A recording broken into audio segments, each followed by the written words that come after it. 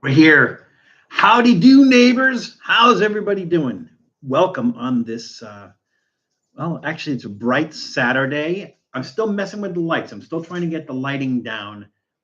I don't know. What do you guys think? Do you think it looks okay? I'm using the ring light here. I have to close the blinds because there's too much light that comes in from the side.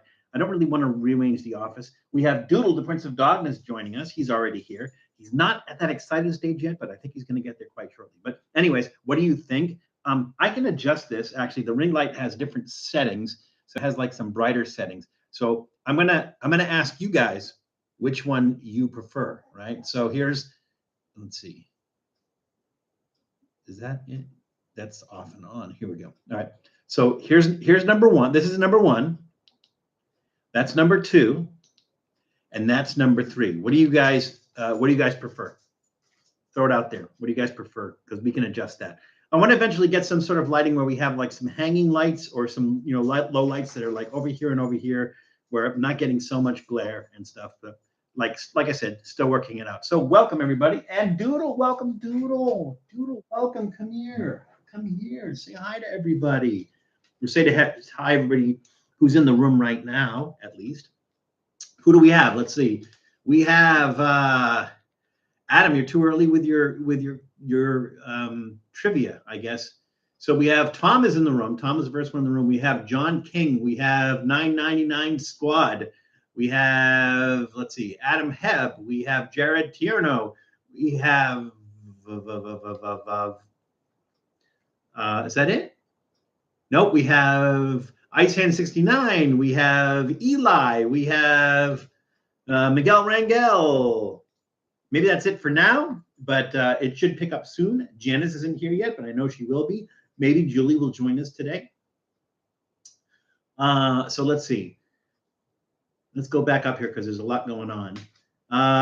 Adam Hebb says, Krusty the Clown was originally going to be Homer's secret identity, and that's why they look so much alike, especially when Krusty has no makeup on. Interesting. Let's see. We will never know Albert Einstein's last word because he spoke them in German. Only witnesses to that was American nurse who didn't know German. Well, I know what it sounds like. I mean, although I don't really know a lot of other languages, I know some Spanish.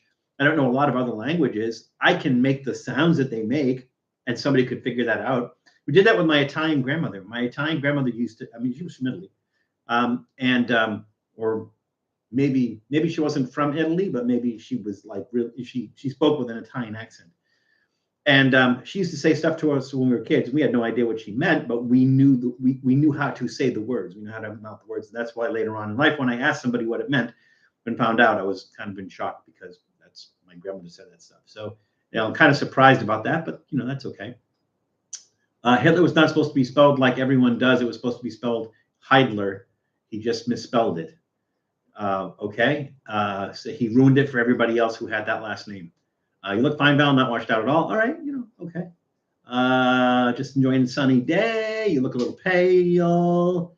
Hello, Matt's dad. Oh, let's see. I just saw, hi, Janice. So Janice is here. Hi, Pops. So one of my lovely little granddaughters is here. Hey, Julie Couture. So Julie is here. All right, Julie. All right. Let's see. His probably last words was, relatively speaking, I am doomed. Okay. You're Haley. Okay, Haley. Well, welcome, Haley. I'm glad you could join us today. No Chloe today. We have Haley and Haley's mom.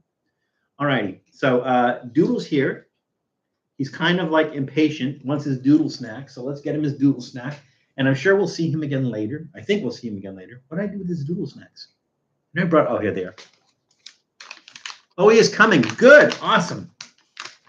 That is good news.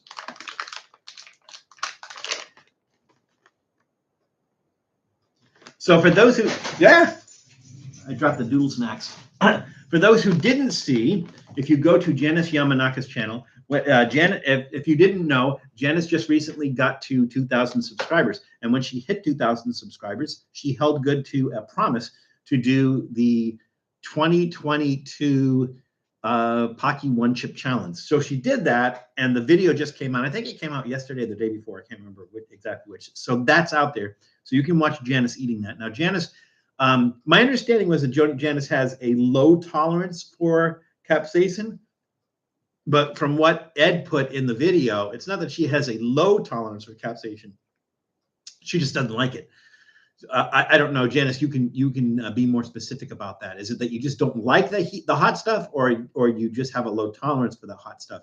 Because you seem to handle that really well. I think you went 10 minutes without drinking something or without eating something afterwards. So that 10 minutes, that's a long time to go like an afterburn. So so congratulations, Janice, on your 2,000 subscribers.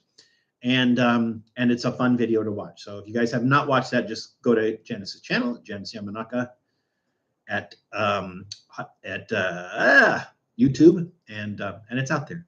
And for the weird news, Colombia's government fired the country's police chief, Henry Sanabria, weeks after the devout Catholic revealed he used exorcism and prayer to help him tackle crime. Yeah, I mean, that's okay to do, but you may not want to say that publicly. Although, you say it's a devout Catholic, that's not a big deal for Colombia because Colombia is essentially a Catholic country. But saying that you use exorcism and prayer, you might not want to do it publicly.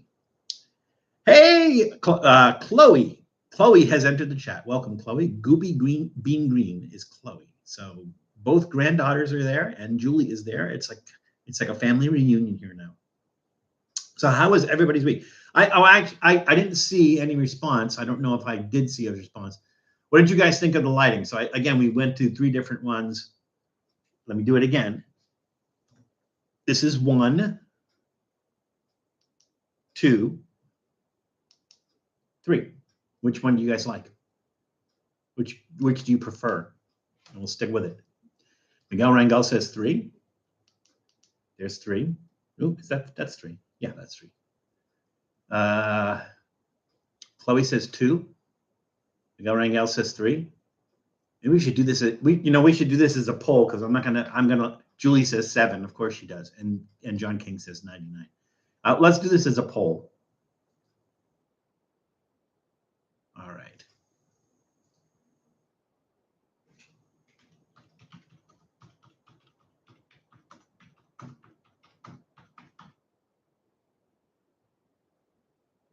I'll now run through them again for you.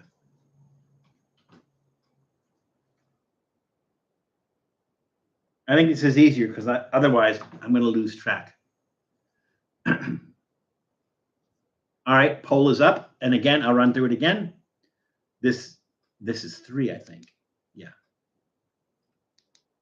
See. Yeah, so this is 1. This is 2. This is 3. So go to the polls, and we'll use whichever one you guys, whichever one is the highest. We'll wait like 10 minutes or so. We're fine. We can just go with what we got for now. 11D. That's an odd number. 11D. Door number 3. All right. It's the government mule, Tom, behind door number 3. Vote early and often. Yeah, I don't think there's a limit to how many times you can vote. So and I don't really care. I want my voted sticker. I can't show it to you, Jules, but I have a mirror thing where I can show you, but I do actually have an I voted sticker on my laptop, and it doesn't come off, so I can't give that to you. So unfortunately, sorry. I'll just tell everybody that you voted. We have a couple of really unusual items today.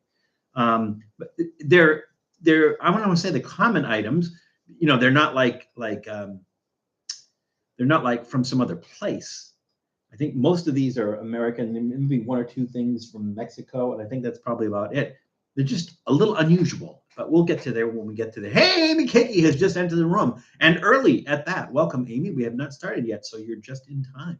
So, all right, how many people? It says we got 15 people. That's a pretty good start for our early start. I'm going to be honest with you guys. I did not have time to put together trivia questions. So when I'm pretending to read off the card, I'm going to pretend I'm not reading off the card, but I'm actually going to read off the card, and we're going to go with our OG trivia questions.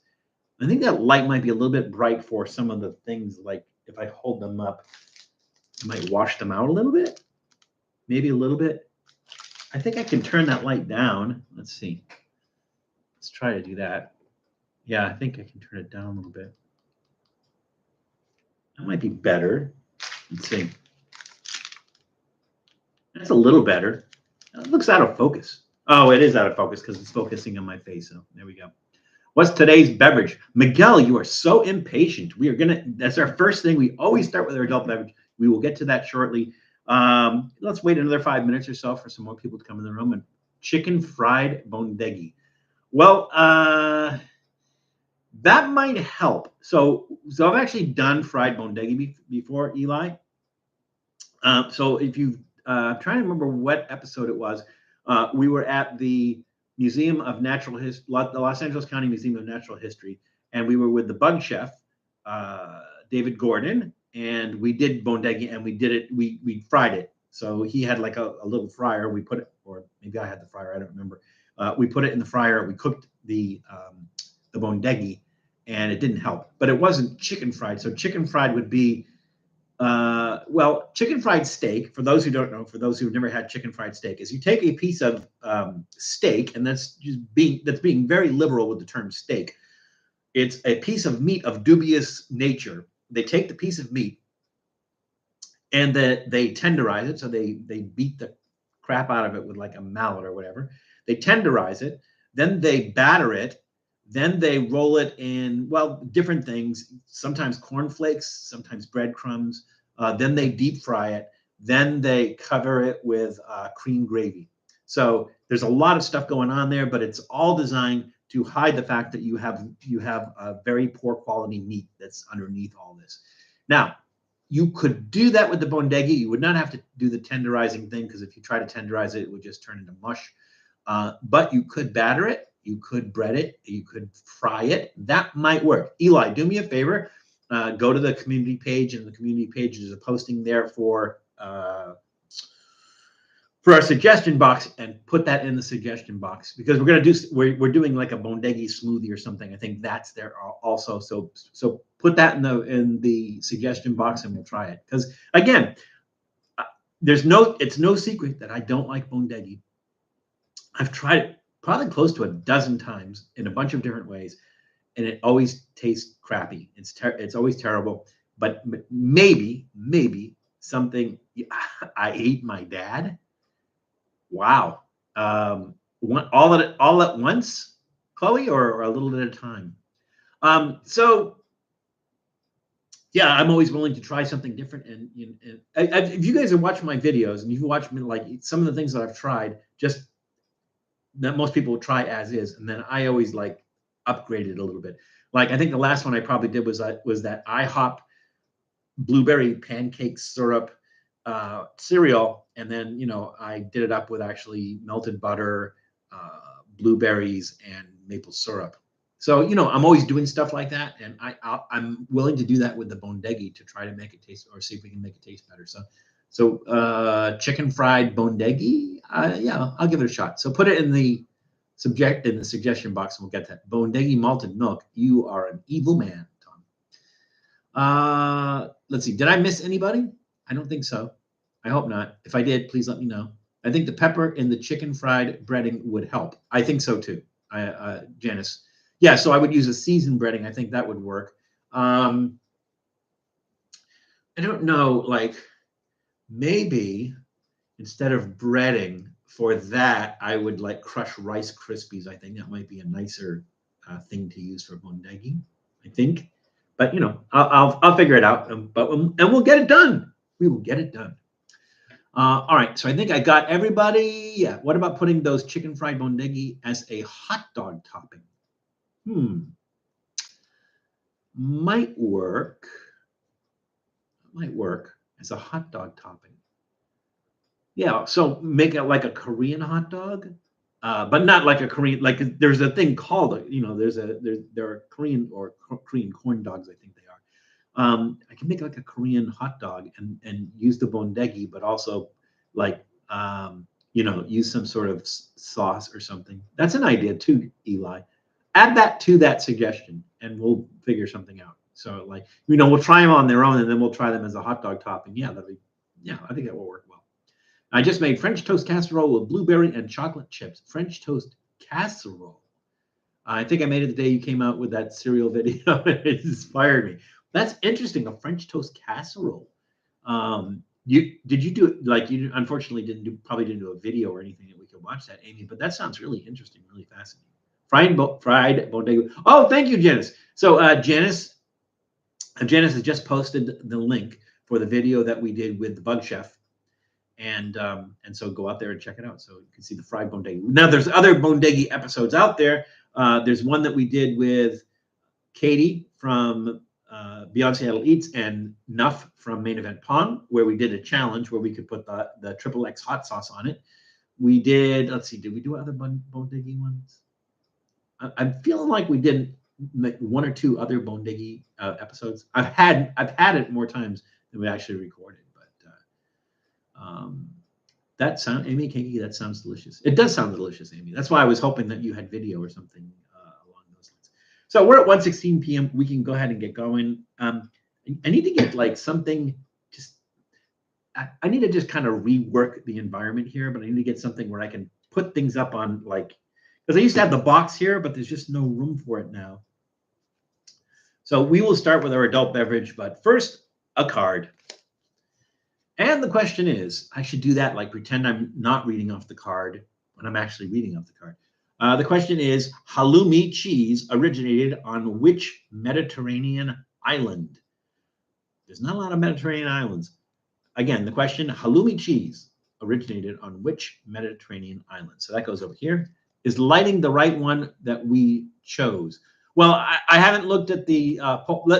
Let's stop right now before we go on, and let's look at the poll, and let's use whichever one we are.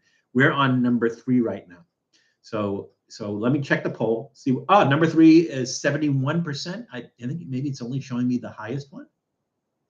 Number 3 is 71%. Number 2 is 29%, and nobody wanted number 1. We're on number 3 right now, so we're going to leave it there unless at some point in time, with that poll still running, the number changes, and then we'll change it. So yes, I think you're right. I think Haley, it is the one you chose was number 3. Everyone seemed to choose, or 71% of people chose number 3. Too shy and awkward for the camera. Well, Amy, so a little advice. If you're shy and you don't want to be on the camera, that's fine. Just film the food, right? Film yourself making the food, or put the camera on the food, on the preparation and everything on the food. And you don't have to be. There's some people who do that now. Some channels that actually do that now, where you don't actually see them in the video. You just see them preparing the food and everything. So that works, and you're doing a voiceover, so that would work. But too late now. So there you go. Oop, didn't mean to put that. Don't worry about it. Let's see. Okay, people are making guesses. Let's get into our adult beverage. So there's just so much going on here. So this is Bud Light Platinum. Now, so let's talk about Bud Light first. The company that makes this is Anheuser-Busch. Anheuser-Busch was founded by George Schneider. I know. Was founded by George Schneider in 1852 in South St. Louis. It was founded as Bavarian Brewery. It was purchased in 1860 by William Deutsch, I think I'm saying his name right, and Eberhard Anheuser. So that's where the Anheuser comes in, right? It was purchased in 1860 by Anheuser. It was founded in 1852. Adolphus Busch purchased Deutsch's share in the company in 1869, and then in 1869, that's when it became Anheuser-Busch. So that's the company that takes care of the company. Everyone's familiar with Anheuser-Busch. It's the largest brewery in the world. They have all kinds of, just all kinds of products. So this is Bud Light Platinum Seltzer, blood orange flavored, 8% ABV. Woo! 8% ABV, 25 fluid ounces. If you drink this whole can, it's going to mess you up. It'll mess me up, that's for certain. So we're not going to drink the whole can, or I can't guarantee how the rest of the live stream is going to go. It's made with agave, so that it's made with agave syrup. The ingredients are really interesting. Water, cold fermented cane sugar. So that's the alcohol. The alcohol, it's called Bud Light, so you would think it's beer-based. It's not beer-based. It's not, there's not even, well, there's malted rice in it. So it's water, cold fermented cane sugar, natural flavors, agave, which I like, natural flavors. That means the blood orange is natural flavor. Agave syrup, citric acid, malted rice. There's a lot of weirdness going on here. So let's talk about Bud Light. So Bud Light was introduced in 1982. It was introduced as Budweiser Light, but then it was exclusively known as Bud Light by 1984. By 1984, they were just calling it Bud Light, and the name stuck. Now, this is platinum, and I don't know if how new platinum is, but platinum is slightly sweeter, and it has a higher alcohol content than regular Bud Light. Now, when it first launched in 2012, it had an alcohol content of 6% ABV. This is 8% ABV, so they're kicking it up from that. So this is Val's got to drink this slowly. Oh, hang on a second. So here's the deal with this. Under nutrition facts, it says there are 2 servings per container. There's 2 servings. I don't know about you, but most people who open up a can of beer are going to drink that can of beer themselves. But I can't imagine me drinking this whole thing myself. I don't even know how it tastes. I mean, like, if it tastes bad, it's not going to happen. So it's 170 calories per serving, and 360 per can. So really, there's kind of a lot of stuff going on there. Not sure what's going on, but we're going to start. I will start uploading content on my Stoner Kitchen channel. We'll be doing live stream yard hangouts too. Well, cool, Eli. Let us know. I will start. We'll look for that. Send me. Is the channel active right now, or let me know when it's active. Let me know. Send me the link and everything, and we'll check it out. So there we go. I don't practice Santorini. I ain't got no crystal ball. I had I'm not sure. Is that a reference to the Bud Light Jules, that song? Do they mention Bud Light in it, or they mention platinum? Oh, you're saying Santorini as an island, but I don't think Santorini is an island. I think Santorini is part of Greece, but I don't think it's an island. That just might just be me. Let's see, did I miss Budweiser, the queen of beers? Miguel, just a handy reminder that on the channel we don't talk about politics and we don't talk about religion, only because we'll end up in a 2-hour conversation and nobody can agree on it. So just like let's not go. That's cool that's funny, but let's just leave it at that, and we're just gonna try this for what it is. There we go. That is not a 40 ounce. It looks like a 40 ounce. It is 25 ounces. So that's pretty. This is next to my head, so you can see how big it is. I'm thinking that's as big as the can of Clamato, the Michelada Clamato thing that I drank in Las Vegas. I think maybe it was about that big. So Tipsy Val. There we go. 1 serving for you, 1 serving for Doodle. Yeah, I don't think dogs can drink alcohol. I think it's like really, really bad for them. It's like humans. We drink alcohol. We've drank it over the years, but I think like when you get sick from drinking alcohol, it's like an allergic reaction. It's your body telling you that doesn't belong in you. So I mean, I'm told that there are health benefits for drinking alcohol in moderation, and maybe low content of alcohol in moderation. But there we go. Let's see. I was towing the line, so I let it stay. Oh, okay. Val, would you drink swamp water? You mean water directly out of a swamp? No, you could die doing that. There are there's like the brain-eating amoebas and stuff like that in swamp. There's all kinds of stuff. No, I would not drink swamp water. Unless swamp water, it's some sort of product that I'm not aware of. But no, you drink. You're talking about water right out of a swamp. No, you'll die. You'll die. Animals get drunk from eating overripe fruit. Yeah, there's a tree in Africa. I can't remember the tree. And there's this video of all these animals coming to eat the ripe fruit that's fallen off the tree, and all the animals are drunk.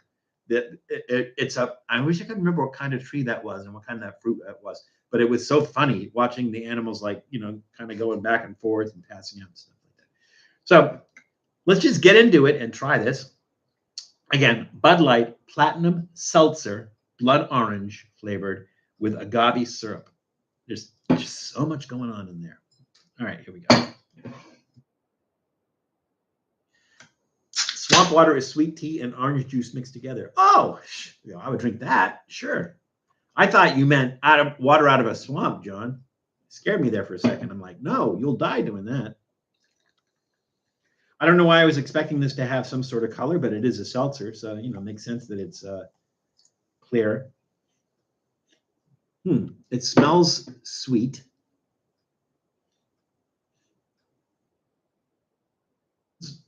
Yeah, I guess it's a little bit of orange. You smell a little bit of orange. So again, there's natural flavors in there. So there's natural blood orange flavor and there's citric acid in there. So I'm thinking it's going to be, you know, tart.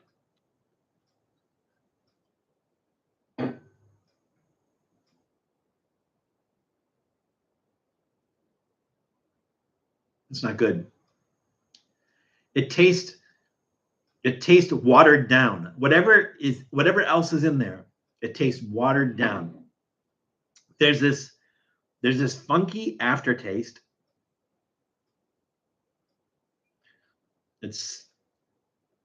Maybe it's the agave syrup. It's kind of agave. This, I don't know. It's hard to describe that. The aftertaste that just kind of sits on your tongue. It tastes medicinal, but usually like stuff that's medicinal that has like some sort of alcohol and has other flavors in it too, like not even NyQuil and cough medicine and stuff. They have other flavors in here. This tastes like just straight up medicine. There's not enough blood orange in there to have that blood orange flavor. I think they would need to kick that up. Like what might help is if you bear with me 1 second. 1 second, I'll be right back.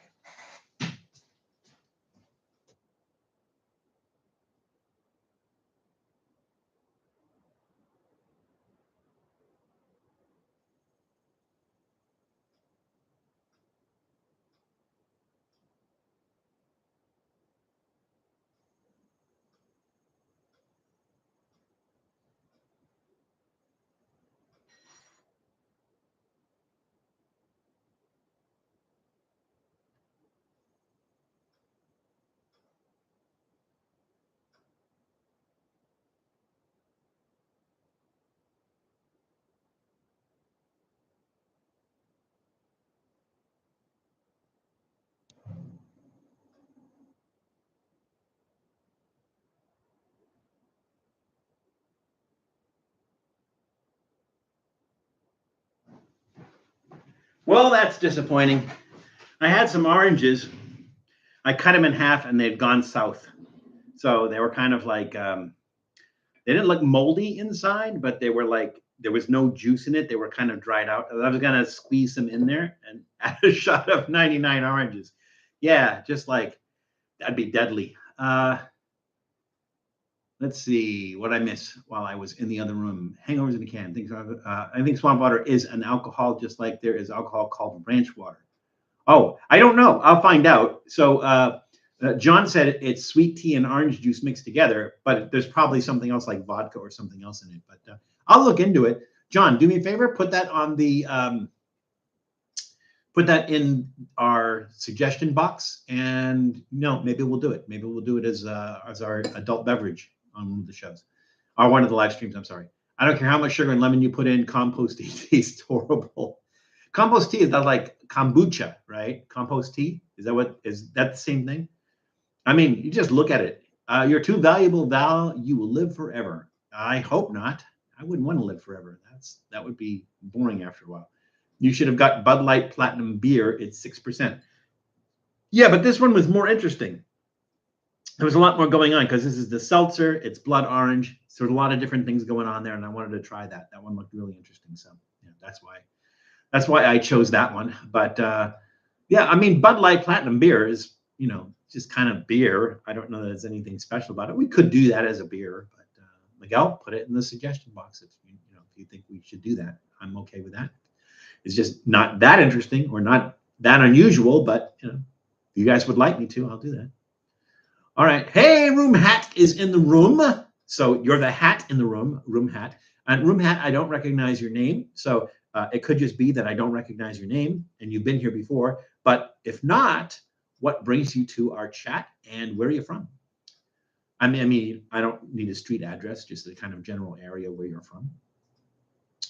I think spa water has tequila as the alcohol. That would work though, based on what John said. Let's see, go back to what John said. Sweet tea and orange juice mixed with tequila.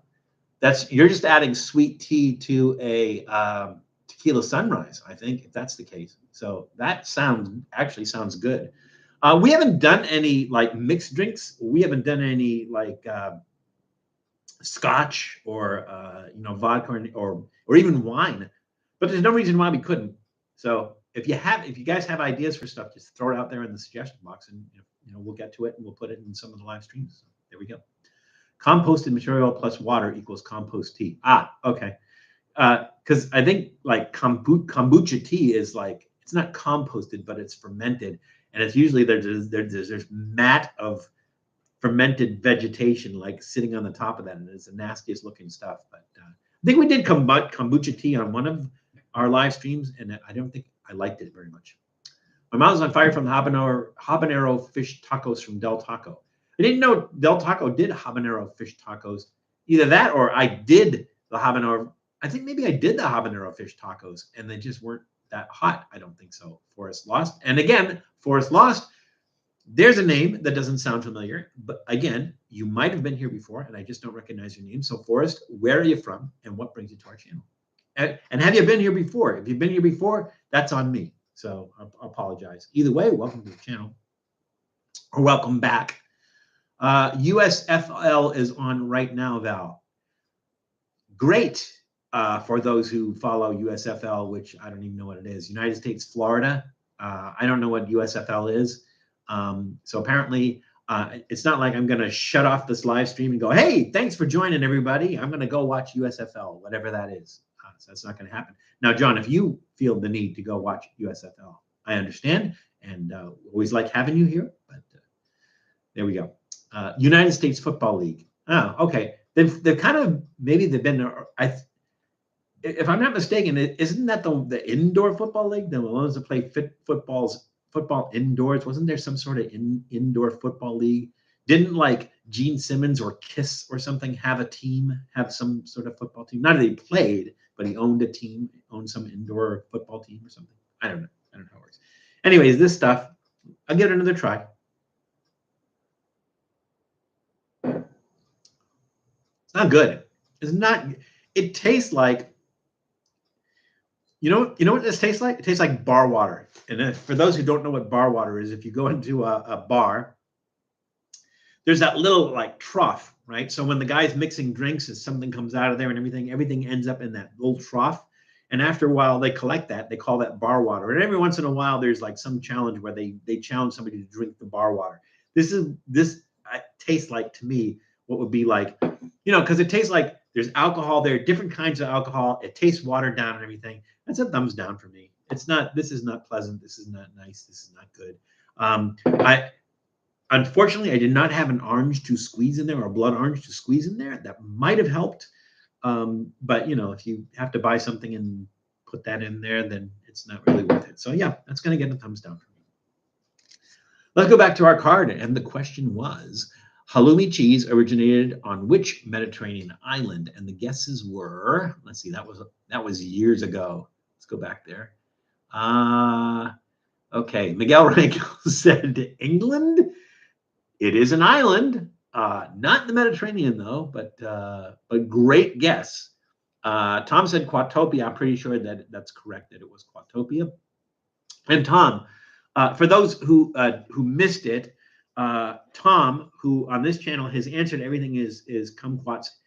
When he did his radio show that we participated in, when he did his radio show, it was based on kumquats and everything. So it was this kind of mythological thing for Tom, that everything was based on kumquats, and he finally got to try them. And so I think, Tom, remind me again when that episode came out, that you just filmed an episode where you're actually eating kumquats for the first time. So if you guys go to Tom's channel, Old Guy in Colorado, there's a video out there where Tom's eating kumquats for the first time. But Tom, I just wanted to say that I'm glad that now that you have done that it's not this anticlimactic thing where you just feel like, oh, well, I don't have to answer about kumquats anymore. And I'm glad you're perpetuating that. So just wanted to say that. There we go. Janice Yamanaka said Cyrus, and I think she meant Cyprus. Eli said Cyprus. Julie said Santorini. Janice said, I meant to say Cyprus, not Cyrus. It was the Warriors. The Warriors killed Cyrus. Let's see. Is that it? That looks like it. It was, in fact, Cyprus. Cyprus is the correct answer. So we're going to put my cards. The cards are over here. I have to take them all out to put that in the bottom of the deck, but I will do so. That will go in the bottom of the deck. And I'll do something else. Let's see. All right. So there's the link for Tom's video. Tom just posted the link for his video. So that is the video where he is eating kumquats for the first time. So in this mythology, or this you know, in our live stream and everything, that's something to watch. Tom eating kumquats for the first time. So check it out. Keep drinking and it will start tasting good, or you'll think it start tasting good, but you won't remember. I'm from Merced, California. Merced, that's up like near Bakersfield Forest, is it? I think. I'm weak for spice, so I'm sure they were nothing for Val. Not sure which we were talking about there, Forrest. So, Forrest, what brings you to the channel? What brings you over here? Let's see. I'm very sorry I missed your live streams. I work on Saturdays now. That's okay, Joshua. It's like we're always here. By the way, has anybody checked out Joshua's videos? So Joshua also has a YouTube channel, and he does videos. He does a lot of hot stuff, and he makes stuff hot that's not hot. Usually, like kicks it up afterwards. But definitely, if you have not checked out Joshua Maxwell's channel, check out Joshua Maxwell's channel. It's called Joshua Maxwell. Let's see. Abe Simpson has entered the room. Welcome, Abe. I'm glad you could make it. I think you posted something earlier, said you weren't sure if you were going to be able to make it, but I'm glad you could. Always good to see you. Welcome back to the room. All right, so let's get into our first snack. Let's read a card. And the question is, you know what? I'm going to read these, whether they're easy or not. And this one's an easy one, I think. So I'm just going to go ahead and read it. So how many items are in a baker's dozen? That's the question. How many items are in a baker's dozen? So I go there. So let's start with this, because I want to talk about this because this is kind of a cool thing. Let me get rid of Bud Light here, because our real estate is valuable. This is really interesting. So I saw this package and I'm like, Cracker Jill? What the heck is that? What the heck is Cracker Jill? Now, I'm sure everybody's heard of Cracker Jack, right? Cracker Jack. It's not Cracker Jacks with an S at the end. It's Cracker Jack. The product is called Cracker Jack. And this is Cracker Jill. So I'm like, what is this? It is actually Cracker Jack. It is the same product, except they are celebrating women in sports. Now, you may be asking yourself, why would Cracker Jack or Cracker Jill have anything to do with sports? We'll get to that. We will get to that. So this is Cracker Jack. Now, I'm a little bit disappointed in both this and Cracker Jack. And the reason I'm disappointed is we used to eat it as kids. But it came in a box. You had to open the box. It was a cardboard box, little cardboard box, maybe about that big. You used to have to open it up and eat it out of the box. It was a cardboard box. Now they've gone to a bag. The cardboard box apparently is gone. I don't know. Maybe they still serve it in the box somewhere. But now I just found Cracker Jill and Cracker Jack in bags. So it's a little disappointing because it's like, traditionally you get it in a cardboard box. I think that's, kind of a bummer. So anyways, I saw this Cracker Jill. It's the same product as Cracker Jack, but they're just celebrating women in sports. And so they decided to come up with Cracker Jill. So that's cool. So we're going to do Cracker Jack. Now, let me put another poll. Oh, number 3 is going down, but it's still at 58, so it's still the top one. I'm going to put another poll here because I'm really interested in this. Start a poll. Oh, I have to end the other one, I think. That's what it is. I'll go ahead and end that. All right. Now we'll start a poll. Which lighting you prefer? Complete 19 votes and 57% to number 3. So number 3 it is. So that gets to stay. Let's start another poll. And the question is,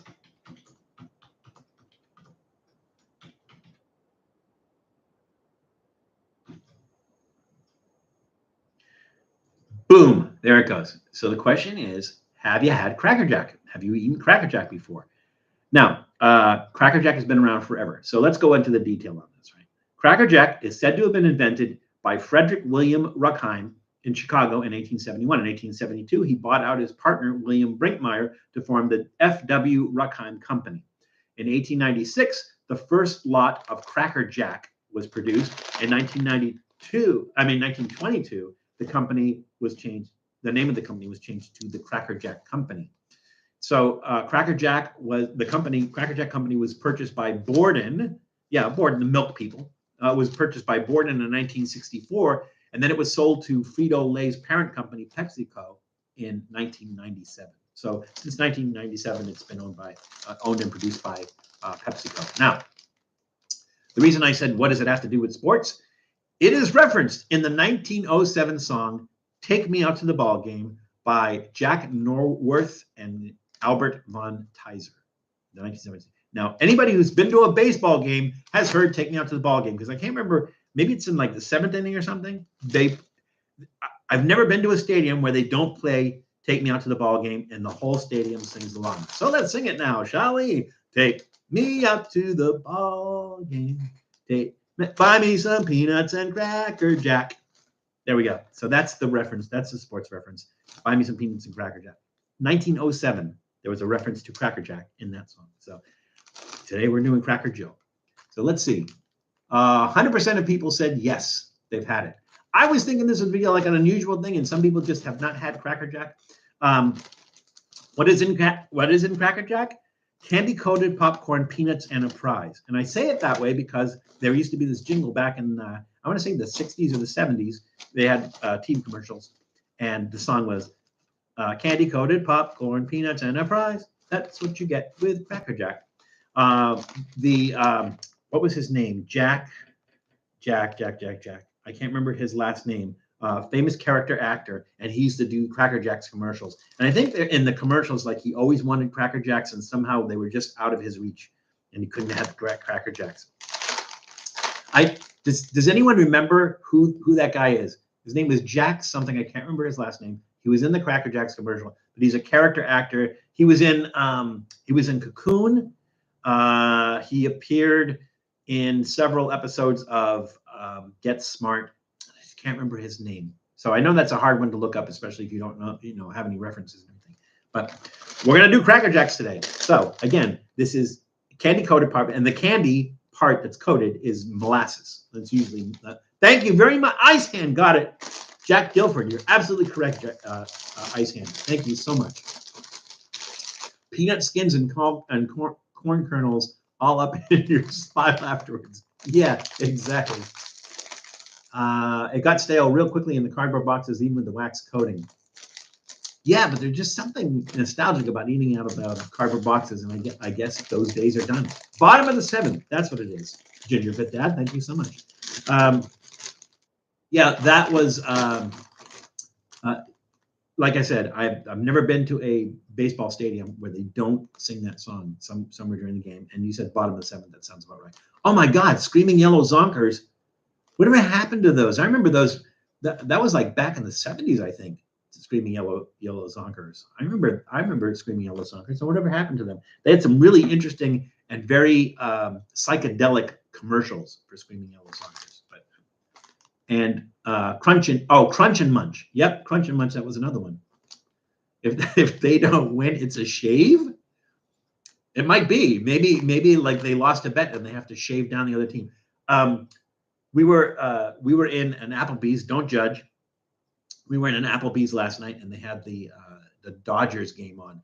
And the Dodgers have this pitcher. I can't remember his name. The Dodgers have this pitcher, and he has a beard, and he has like carrot top hair that like pops out from under his head, and it's just like the craziest thing. It's like all this hair and this beard. They lost like 8-2, but Doler Guilford. Yeah. So there's a prize in here. At least they still have a prize. Prize inside arcade. What is that? That's just like a sticker. Or lift and peel. It's a sticker. I got a sticker. Let's see. Do a close up on that. So that's the prize. Yeah, it was always some cheap, crappy prize that you would get in Cracker Jacks. So at least that's still the same. I'm just seeing popcorn. Where are the peanuts? Here we go.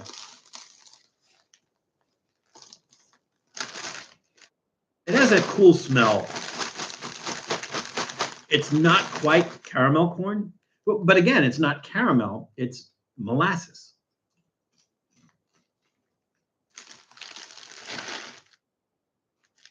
I opened it from the bottom, thinking that, the peanuts are heavier. They settle to the bottom. Maybe there's just not a lot of peanuts in here.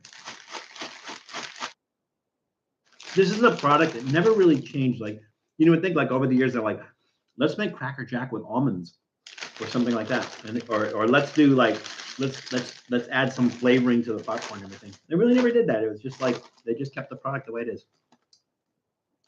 There has to be peanuts in here. Wait, is it Cracker Jill has no nuts?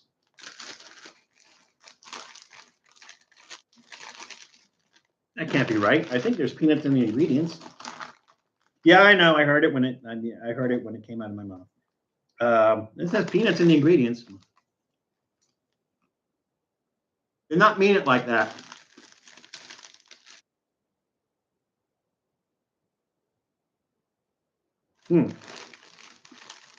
I can't find any peanuts in here. I don't have get a bowl.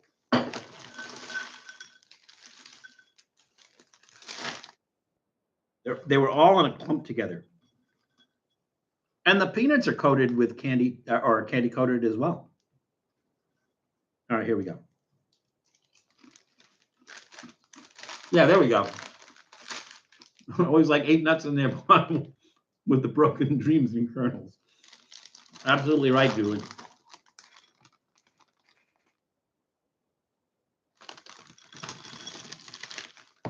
Oh, I would also be remiss in not extending my condolences and sympathies to Julie, who lost one of her pups last week. So I just wanted to convey that publicly, that I was so sorry to hear about that. So unfortunately, one of Julie's pups got attacked by a coyote, and so yeah, my sincere condolences. And I know what that's. Well, I can't say I know exactly what that's like, but just wanted to say that publicly. Now, any idea what the UK version of Cracker Jacks would be? Probably not. Cracker Johns, maybe. I'm eating Takis. Always think they are sour to me instead of spicy. It depends on which one. Like if there's a lot of lime in it, yeah, it can have that sour taste though. Brought our ashes home today, so they're going to join the ashes of the previous pups, I guess. All right. Yeah. Rating this, thumbs up. But it's always a thumbs up, right? I mean, they don't mess with it. They don't change it. They haven't changed the recipe and everything. It's the same as it's been for over 100 years. Thumbs up.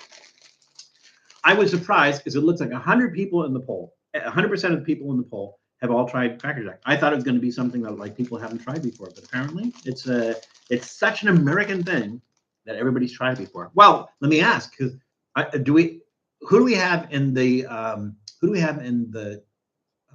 live stream in the chat that's not from the US? Abe, I believe you're from the UK, if I'm not mistaken. Well, you said any idea what the UK version of Cracker Jacks is? No, but Abe, have you ever had Cracker Jacks? Because I can't see why they couldn't import it. Abe, have you had Cracker Jacks before? And anybody else in the chat that is from somewhere outside of the United States, have you had Cracker Jacks? Okay. So let's go back to our question. Our question was, how many items are in a baker's dozen? And the guesses were, let's see, Genesis Yamanak said 13, Ice Hand said 13, Julie Couture said 13, Abe Simpson said 6, John King said 13, Gingerfit Dad said 13, Miguel Rangel said 13, Abe Simpson said 13. He said whoops 13. Whoops 13. Oh, so he changed this. He said 6, then he changed to 13. That's fine. And then Julie Couture said with a smile 42, because that is the answer to life, the universe, and everything. Yeah, it's 13. Everybody got it right. I thought that was an easy one, but like I said, we just read them. We don't write them, at least not today. All right. I wanted to, you know what? I'm going to switch to water. I'm not gonna drink that Bud Light Platinum Seltzer because it's just not good. I hope that I have a beer in the refrigerator because this is Trippy Food Beer Night, and I'm not drinking that. So, or I'm not drinking much of it. Let's put it there. Let me root for the Dodgers. If they don't win, it's a shame. Yeah, it's been a shame a lot. Yeah, everybody does that. But Janice, I think the original song was root for the home team. And so when you're in a stadium, they just put the name of whatever the home team is. So yeah, I think the other teams do that as well. Cracker Jack is still available in boxes. Yes, not where I was, obviously. So they had Cracker Jack and Cracker Jill, and both of them were in bags. So good to know that it's still in boxes. Just if nothing else, from a nostalgia standpoint, let's put it that way. Pepsi Frito-Lay owns Cracker Jack. Yeah, they do, Jules. I think I went over that. So originally founded as the F.W. Ruckheim Company in 1872. In 1922, changed to the name to the Cracker Jack Company in 1964, bought by Borden in 19. I think it was, and Borden was sold to Frito-Lay, so then it became part of Frito-Lay, and then in 1997, bought by PepsiCo. So that's kind of it. The Red Sox, they played that and Sweet Caroline. So Jules, maybe you can answer this question because it's a mystery to me. Why do the Red Sox play Sweet Caroline? Why Sweet Caroline? I know it's a big thing. Bum, bum, bum. Why is Sweet Caroline a big thing? The Boston Red Sox. What does it have to do with the Boston Red Sox? Anything at all? I mean, I would think like if there's a North or South Carolina team, maybe they would. But why Sweet Caroline? What does it have to do with Boston or the Red Sox? I don't get it. Nobody does. It just happened. That is just a weird thing. It defies logic. It just happened, and people do that. So, the advice, me not to drink alcohol due to my wait. So they advise you. I think you're saying, the doctor advised you not to drink alcohol due to your high blood pressure. Can you do that, John? Is that something? It's going to be difficult, but something that you probably ought to do because we want to keep you around for a while, right? So do what the nice doctor says, I guess. All right, let's do another snack. So let's read another question. And I'm looking up here like I have questions here, and I don't have the questions anymore. So there we go. Oh yeah, so thumbs up for nostalgic Cracker Jill. Just Cracker Jack. What is the average number of grapes needed to produce a bottle of wine? Again, what is the average number of grapes needed to produce a bottle of wine? I don't know if you guys, I mean, I'm sure a lot of you will look that up. I wouldn't have any idea. But just throw it out there. Just take a guess. Sweet Caroline was first played at Fenway Park in 1997 after a Red Sox employee in charge of music at the park played the song as a tribute to a friend who had given birth to a baby named Caroline. Really? Really? That's it? That's bizarre. Julie, I think they're lying. I mean, one of the things is, I'm sorry, I take that back. I can see them playing that. I could, like, if they're playing music, I could see them just, somebody goes, I think I'll just play that song. But having it adopted as like kind of their theme song makes no sense to me whatsoever. All right, let's do these next. So these are Hershey's Kisses. I don't like Hershey's that much. It's the it's like like a vomity chocolate. It's because it's intentional. It's because they allow the milk to ferment when they're making it, and so that's why it tastes like spit up milk.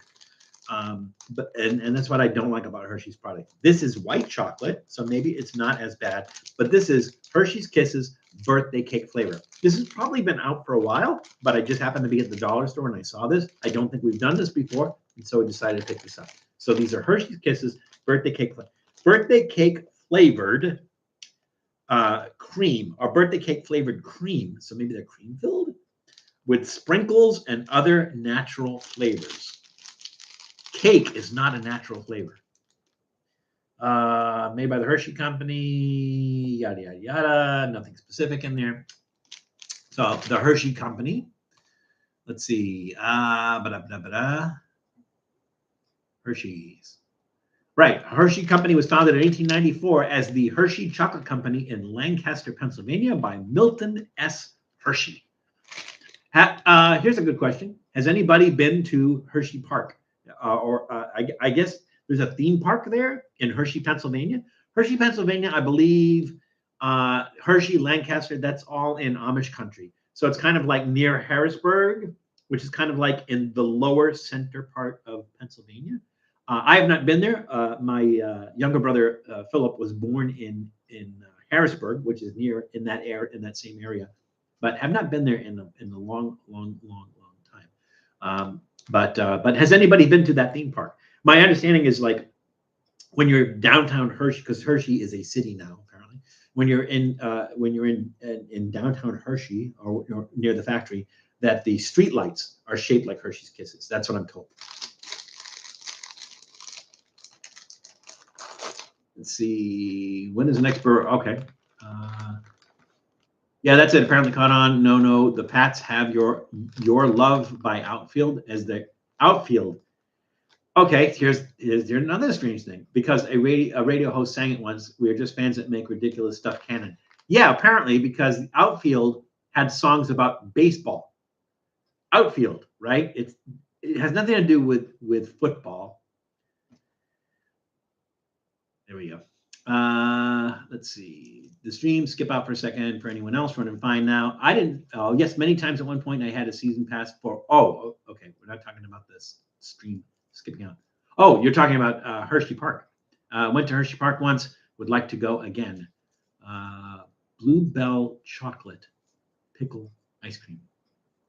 Now, John, are you suggesting that I make? Because Bluebell is a name of ice cream. It's a brand name of ice cream, but I don't think they make chocolate pickle ice cream. If they do, I would love to find it. I would love to try it. Bluebell, if I'm not mistaken, is really popular in Texas. Because when I lived in Texas, everybody was eating Bluebell ice cream. I think someone with, or maybe that's Blue Bunny. I think maybe both. I don't remember. But oh, it's a suggestion. Yeah, but what is a suggestion? Is the suggestion that you take the Bluebell chocolate ice cream and add pickles to it? Or is a suggestion that there is a Bluebell chocolate pickle ice cream? Now, I will tell you right off the bat, I think chocolate pickles will work. And the reason I say chocolate pickles work is because Tom, old guy in Colorado, and I actually filmed an episode where we made chocolate covered pickles. I don't remember if it worked per se, like the flavor wise. I just don't remember it being horrible. I know Matt would hate it because he hates pickles, but there we go.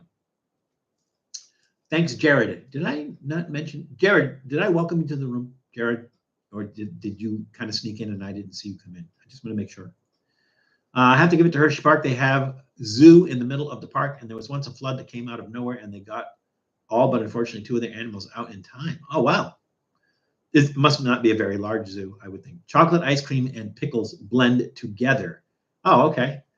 All right. John put it in the suggestion box, and we'll check it out. But you specifically want us to do Bluebell ice cream, Bluebell chocolate ice cream. That's pretty specific. Or are you okay with any chocolate ice cream mixed with pickles? All right, here we go. It says sprinkles, but sprinkles, or jimmies as they call them in the Boston area, they're kind of long, and these are like just little dots. So these look more like nonpareils in there. And I guess it has that cake cream inside.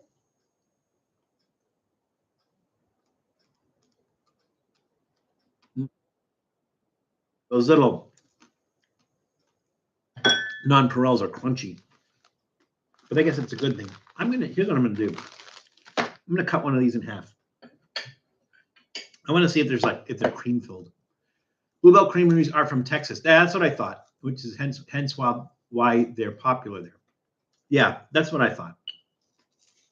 They have the old style ice cream wagons, ice cream trucks. Looks pretty big. Look up videos on Zoo America. Oh, you see how big it is. Wow. Let's cut this open.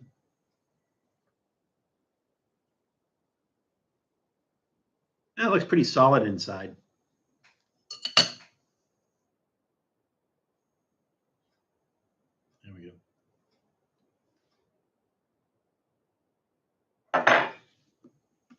are actually pretty good. They remind me of something else. It doesn't have that cake flavor. I like the crunchiness. I'm going to call them nonpareils and not sprinkles. Because, like I said, sprinkles are bigger. Sprinkles aren't as crunchy as these. These are essentially nonpareils. Carvel ice cream cake frosting.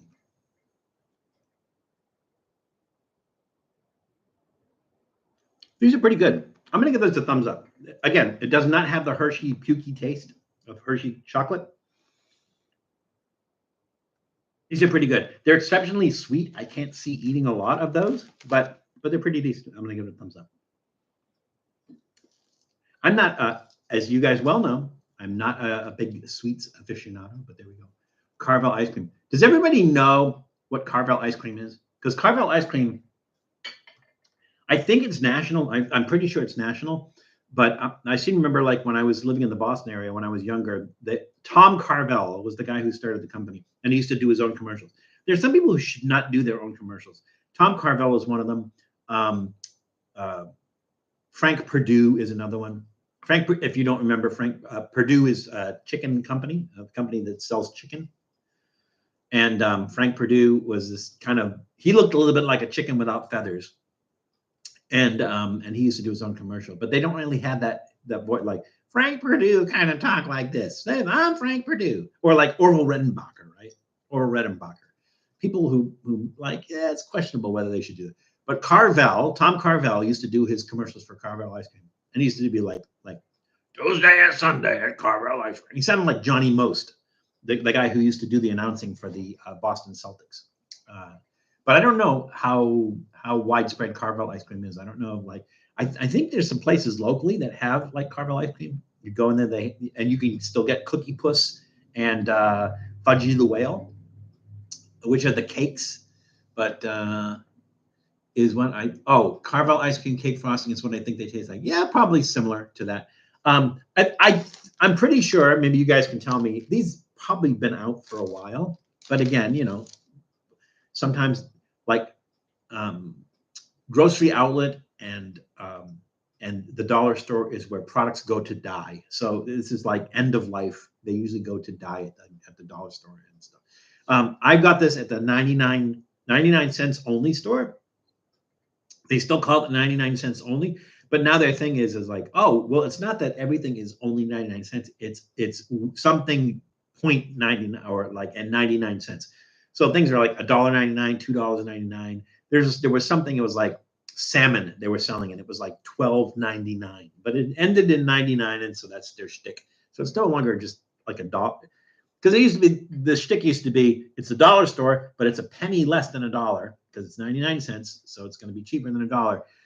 And now, but that was when everything was 99 cents, and now everything is not 99 cents. It's something in 99 cents. $5.99, whatever. So there we go. There is a Fudgy the Whale Stout. There is, and I think I tried to find it and I could not find it. I'm going to have to check Total Wine and More for that. Miguel, do me a favor, put that in the suggestion box, because I would love to get that and do that as our adult beverage for one of our live streams. So there we go. Our dollar stores are $1.25 now. That's bizarre. I mean, like there's one, I think they're all over the place, called 5 and Under. So everything is $5 and under. That kind of makes sense. But eventually things are going to be more than $5, and they're going to change the name and whatever. Add maggots to the mix in the ice cream. We could do that, Tom, John. We don't want it to get too crazy though, because right now what we're talking about is chocolate ice cream with pickles and maggots. That's kind of like we're expanding that. It's doable. It's completely doable. But you know what would work really well, John, is like toasted maggots as a sprinkling on top of that ice cream. So there we go. Like, I think maggots as a topping for ice cream would be good. I think chocolate ice cream and pickles might be okay. Putting all three of those together, I don't know. It's a little bit on the outside, but why not? Put it in the suggestion box, John. It's completely doable. There we go. 99 cent only is rebranding as the 99. Oh, okay. 99. Hello, Chief. All right, let's go back to our question. Our question was, what is the average number of grapes needed to produce a bottle of wine? And the guesses were ages ago. Miguel Rangel said 10,000. Julie said 4,000. Janice Yamanaka said, 400. Tom says that is a trick question. They don't use grapes at all. It's kumquats, and it takes 420 of them. I'm going to say, instead of 420, I'm going to say 420. That makes more sense. One, if it's a really big one.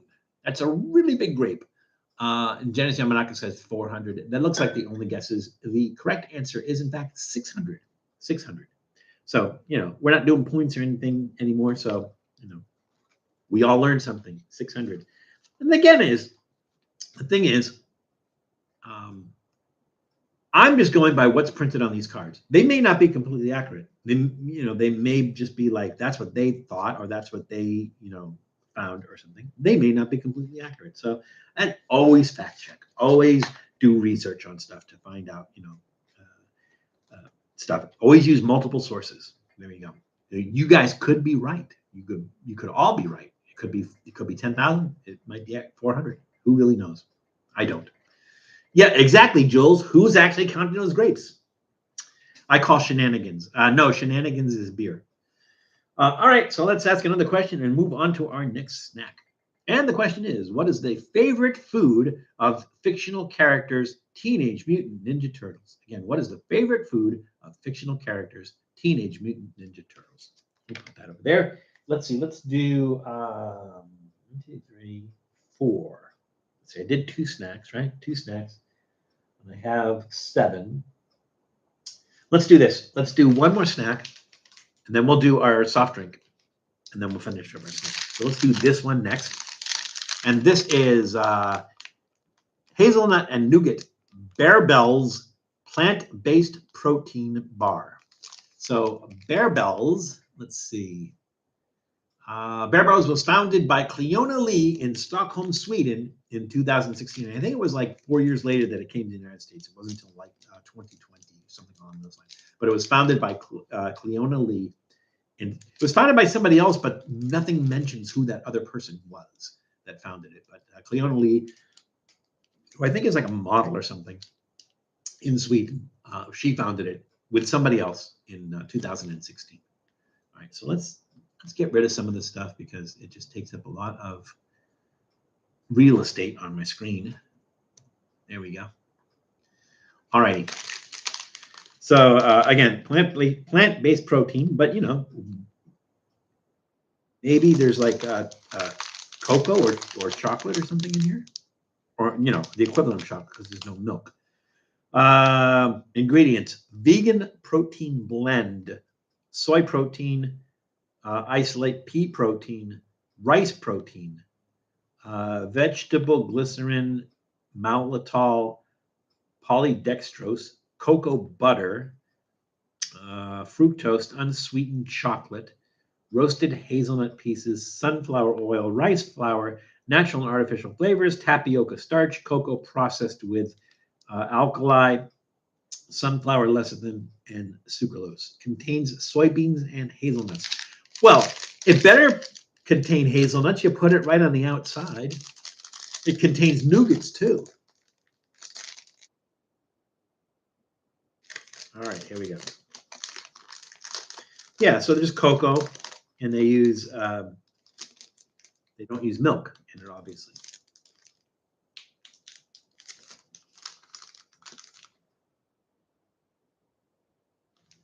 Well, there's a lot of cocoa. It just runs all the way through it.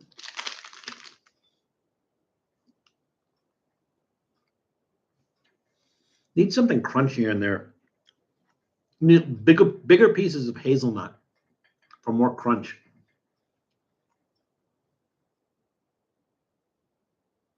It tastes sugar-free, but not too bad, not too sugar-free-ish. Sugar-free-ish.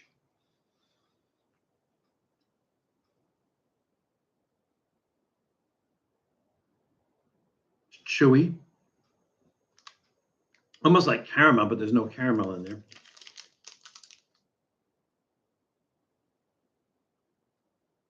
A little bit dry.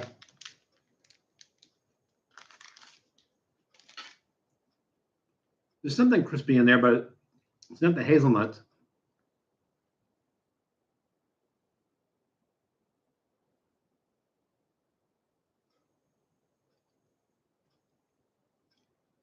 John, I don't think that would work because Limburger cheese won't melt. So I don't think it will work. Unless you make Limburger cheese ice cream. That might work. Or Limburger cheese ice cream float. So instead of using vanilla ice cream, I'll have to see if I can find, or maybe get a small ice cream maker and make Limburger cheese ice cream. Now, you might think that might work, that won't work, but I would disagree with you. And the reason I would disagree with you is because when we go to Salt and Straw, one of Claudia's favorite flavors that she gets every time she goes is pear and blue cheese. So there's blue cheese in the ice cream, and it actually works.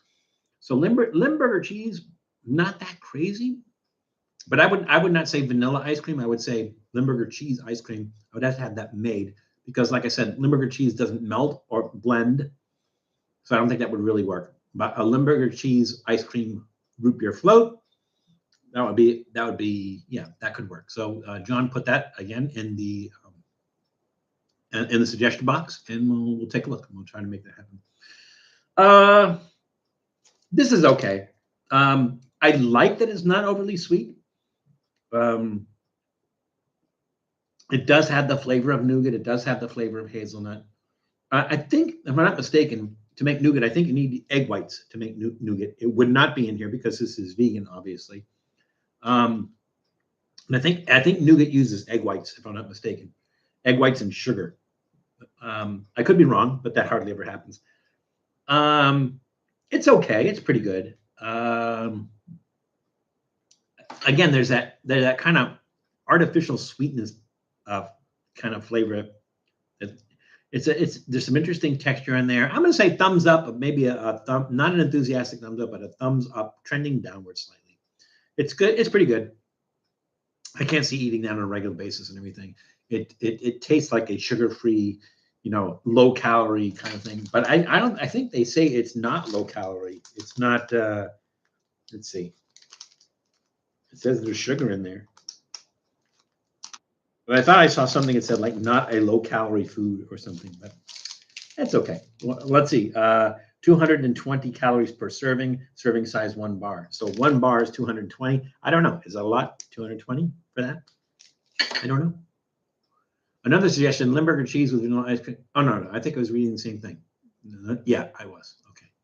Toasted nuggets, good idea. Yeah, it is a good idea. Let's see. Limburger cheese fruit salad. Again, I think that would be good. Cheese and fruit always goes good together. Okay, the question was, what is the favorite food of fictional characters, Teenage Mutant Ninja Turtles? Well, let's see. The answers were, or the guesses were, Jenna Hamanok said pizza, Ice Hand said pizza, Julie said pizza, Tom said kumquatizza, Miguel Rangel said crostada. Miguel, you marched to the beat of a different drummer. Yeah, it's pizza. So no big mysteries there. Let's put that back in the deck. So I said we're going to do our soft drink. I don't. What really constitutes a soft drink? What do what makes up a soft drink? I don't know the answer to that. All I know is it is a beverage that does not contain alcohol. Is that a soft drink? If that's the qualifications, then tomato juice would be a soft drink, right? And I don't know. I don't know how that works. All right. Anyways, card. And the question is, in which country did Edam cheese, not Edam, Edam cheese, in which country did Edam cheese originate? And that's not E-dam, like eBay, Edam. In which country did Edam cheese originate? There we go. Hey, you guys still out there? We didn't drop off, right? Maybe not. Maybe a carbonated non-alcoholic beverage is a soft drink. So would it have to would it have to be carbonated to be a soft drink? That's the question. I don't have the answer. All right. So we managed to find that this has been out for a while. I think it's a Mountain Dew energy drink, and I think they had different flavors. So this is cherry lime lift. I got this at the dollar store. Or, I'm sorry, the 99-cent store. It was more than, I think it was like $1.99 or something. And this is the only can they had left. And I don't know why. So this is cherry lime lift. So it's cherry lime flavor, natural and artificial cherry lime flavor, 180 milligrams of caffeine, immune support, mental boost. I could always use a mental boost. Don't you agree? Caffeine equal to approximately 2 cups of coffee, 5% juice. Yeah, no surprise there. 0% added sugar, zinc, vitamins A and C, antioxidants. Zinc helps support immune function. Citrulline and caffeine in combination have been shown to help improve attention. Who doesn't need to have their attention improved? Especially me. There's a bunch of ingredients. White grape juice. I mean, I don't get it. It's cherry lime flavored, and like one of the top ingredients, water and white grape juice. It's the second ingredient. It doesn't make any sense. All right. So it's an energy drink, but we're going to give it a shot. Here we go. The Ghost Cherry Lime is good. We did one of the Ghost ones, Jules, but I can't remember which one it was. Contains 5% juice. Oh my God, I was not expecting that. I definitely was not expecting that. Look at that. You know, that cherry lime. It smells like a Jolly Rancher tastes. Cheers. Is this live? No, it's Memorex. Welcome, Sonic. I've not seen you in a while. Glad you could make it. Ooh. That tastes like artificially sweet. I'm having the Pepsi Peeps. I had to buy, I guess you would call it a case of Pepsi Peeps just to drink one. And now I have this, I have a case of Pepsi Peeps, and I have no idea what to do with them because I'm not going to drink them. I have a case of Pepsi Peeps. We'll figure it out. I think I'm filming with Reckless Eating next week. I'll have to bring them out there. And then Matt's already covered it. Matt's already done it. But, you know, we just give them out as for people to drink. That'll be fun. This does not taste like sugar. This tastes like maybe that citrulline is a sugar substitute. Let's see. Oh, aspartame. There we go. Aspartame. Sometimes they put like stevia or stuff in there. I don't see that. I just see aspartame.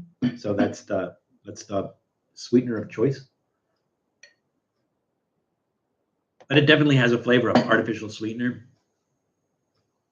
There's cherry flavor there. It's light on the lime flavor though. And I'm sure there's citric acid in here because there's citric acid in everything. I'm sure there's citric acid in here. Let's see. White grape juice doesn't make any sense. That's just me. Contains phenylglycol. That's the aspartame.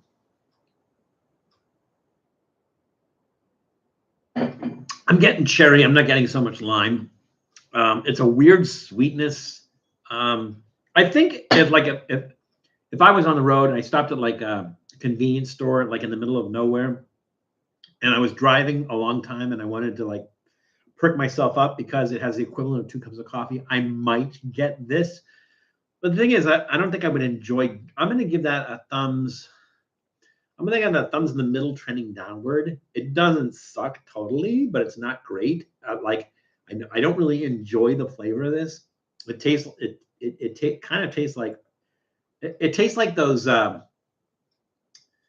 It tastes like those candies that they're made with artificial sugar. You know, the ones that the sorbitol, the ones that'll give you the runs. That's what it tastes like. Not great. Yeah, thumbs in the middle trending downward. Or if you think about it, thumbs down trending upward. Val should be on the can of Bud Light. Sonic, you're the guy that likes to push that envelope, but Julie is prepared to do what she has to do. She's telling you to be careful. Janice is telling you to be careful. That should be a good warning for you. All right. That should be a good warning for you. All right. That's what you mean. I should be on a lot of stuff. That's fine. Yeah, I got like 5,200 subscribers. So like, people, I'm not a household name like LA Beast or Dame Drops, but we're getting there. So no, that's an interesting question though, Sonic. Like, what would be a good product for me to endorse? What would be a good product for people to see my face on the package or can or whatever? What would be a good thing? Oh, it's Tom. Need to head out and get ready for tonight. What time is it? Oh, wow. So we have a little more than half an hour left and 4 snacks left. We're okay. We're good. Thanks for joining us, Tom. Durian, but like, what are you going to do? Slap my face on a durian? Or you mean like durian products? That would be kind of cool, durian products. But, the thing is, durian comes from Southeast Asia. And so like it would be on a Southeast Asian product. And I don't think people who are Southeast Asian would see my face on a product and go, I need to get that, even if it's durian. All right, so we got to do something stupid. Well, let me go to our question. Our question was, in which country did Edam cheese originate? Were there any guesses? I didn't see any guesses. Let's see. Yeah, there were guesses. Okay. So Ice Hand said England. Tom said Kamchuka. That's correct. Janice Yamanaka said the Netherlands. Bjorn Gale said East Asian. It's East Asian. Julie said Nederlandses. Was that it? I think that was it. And it is, in fact, Holland, which is the Netherlands. And if it's something from there, they call it Dutch. Does that make any sense? It's Holland or the Netherlands, either name. And if it's from there, it's called Dutch, not Hollandish or not Netherlandish. It's called Dutch. Go figure. So I think everybody was right and wrong and whatever. So I could slap a durian on your face. That would hurt a lot. There's a video of somebody with like a gigantic slingshot and he puts a durian in a slingshot and shoots it at some guy and hits him in the leg. I think it is in the video. So that's a stupid thing to do. But who doesn't love stupid things on video? I thought that's Dutch, Jules. And I don't know if it's spelled the same way or not.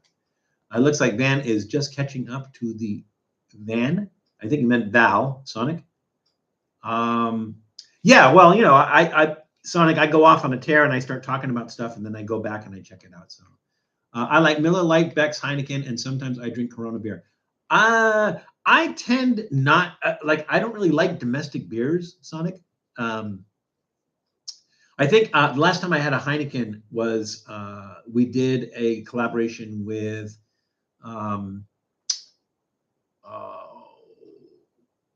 we did a collaboration where we did the Heineken Zero, and it actually was pretty good with Rob Switch. And Corona, I'm not crazy about Corona, but I do like the Corona Familiar. I do like that one. Miller Lite, not crazy about. Beck's, okay. But again, I like dark beers. I like porters. I like stouts. And there's really not many domestic breweries that do. I mean, there's craft breweries, but there's not many popular domestic breweries. Like, I don't think, I could be wrong. I don't think like Budweiser, Miller, I don't think they do any dark beers at all. I could be mistaken, but I don't think they do any dark beers at all. Val, haven't been in here a while. Have you changed your room? Yeah, well, it's in a different place. So we moved, same apartment complex, but just different place. So that's why it looks so different. I think before I had one bookcase or one bookcase. Now I have two, and then I have my audio equipment on the thing in the middle. So, yeah, it's different. The window is over here. In the other place, the window was right here. It causes lighting issues, but I think we got that down. So yeah, very observant of you, Sonic. We are in a different place, so it's a little bit different. I think most of the stuff is the same. It's just like, well, these were on the wall. That were on the wall I was facing. Here they're on the wall behind me. So, again, new place, things a little bit different. Drink more of that platinum. Don't waste it. Well, I will. 1 second. We haven't got to that. Coors Banquet is good. I'm trying to remember if we did Coors Banquet. I thought we got a can of Coors Banquet and we did it on one of the live streams. I thought it was, and I think it was okay. I'm going to go back and take a look, but I think maybe I did that. Maybe I did that. Pudding Power has entered the room. Welcome, Pudding Power. Glad to see you. I don't think this is a live stream. Val doesn't seem to be talking in sync right now. Well, it could be that the chat is slower than me, or I'm slower than the chat. I don't know. But I'm trying to get to everything, and then I start talking, and something doesn't add up. Janice, is this chat screen moving slowly? It seems like Val isn't reading my comments or anyone's. Well, I just did, right? So there we go. No, it's not that, Sonic. It says that. So here's the thing. Right now we have 20, somewhere between 22 and 2,300 subscribers. That's not a lot. Right now, it looks like if I trust this number up here, we have 14 people in the room, right? So Sonic, that's manageable by most in most cases. But the thing is, if somebody brings up a topic and I start talking about that, I'm not focused on the chat. And so the thing is, we talk about it. I might take 5 minutes to talk about it. Then I got to go back up into the chat to see what somebody else does. So Sonic, that's why it moves slowly, is because I've got to go back and see what people posted previously, and it seems to take a few minutes. So I'm not addressing things in real time, only because once somebody posts something and I start talking about it, like John King will say, "Hey, make a Limburger and a Limburger root beer float." Then I talk about the Limburger root beer float. A couple minutes pass by. Then I got to go back there and go back up and see what was posted. Does that make any sense? There is possible lag time. So it's possible that the chat is, that there's some lag time. Also, if I don't get to something, it might be that on your end, you have top chat on and not live chat. I have live chat on, so I should be seeing everything. So I don't know. I mean, that's how I see it. And it might be wrong, but it is what it is. All right. So yeah, Edam cheese is from Holland. So you guys got that right or wrong or whatever, and it doesn't matter. All right. So time to do something stupid. So let's put that watered down Jolly Rancher in there. And our Bud Light Platinum Seltzer Blood Orange Naturally Flavored Hard Seltzer, 8% ABV made with agave. Let's add that. This might not be too bad. Okay, it has that cherry smell. No, it actually might work pudding because cheese, like I said, Claudia really likes this cheese flavor. It's a blue cheese flavored ice cream, blue cheese and pear, and that actually works. So it might work. Like maybe a Limburger ice cream with Sprite as a float might work better than root beer, because root beer has a very strong flavor on its own, and that might clash. So maybe a float with Sprite might work better, but I don't think it's going to be crazy, stupid bad, as long as you like Limburger, which I do. So I don't know. Well, we'll give it a shot. What the hell? Kool-Aid ice cream sandwich and peanut butter Ritz. Wait. Kool-Aid ice cream sandwich and peanut butter Ritz. How would you do that? Ritz crackers. So you make the ice cream sandwich with the Ritz crackers. So like Ritz crackers would be the sandwich, the part you make the sandwich with. Peanut butter Kool-Aid ice cream sandwich. I thought you just meant the cheese in a Coke, not with ice cream in it. No, because he originally John said vanilla ice cream. So he said Limburger vanilla ice cream root beer float. And what I said was, like, I don't think you would want to do vanilla ice cream. I think you would want to do a Limburger ice cream, Limburger flavored ice cream. So I'm seriously looking into that. I just need to find somebody who can make ice cream for me, or get one of those little ice cream makers so I can make that. I'm going to try to make that happen.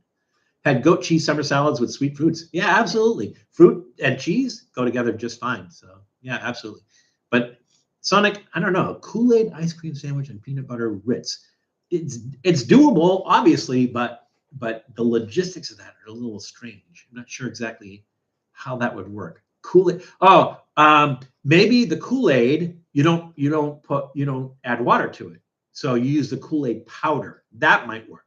Use the Kool-Aid powder, but not necessarily make Kool-Aid with it. Because I think if you make Kool-Aid, how do you get that to mix with everything else? It's just, make the whole thing in a blender. That might work.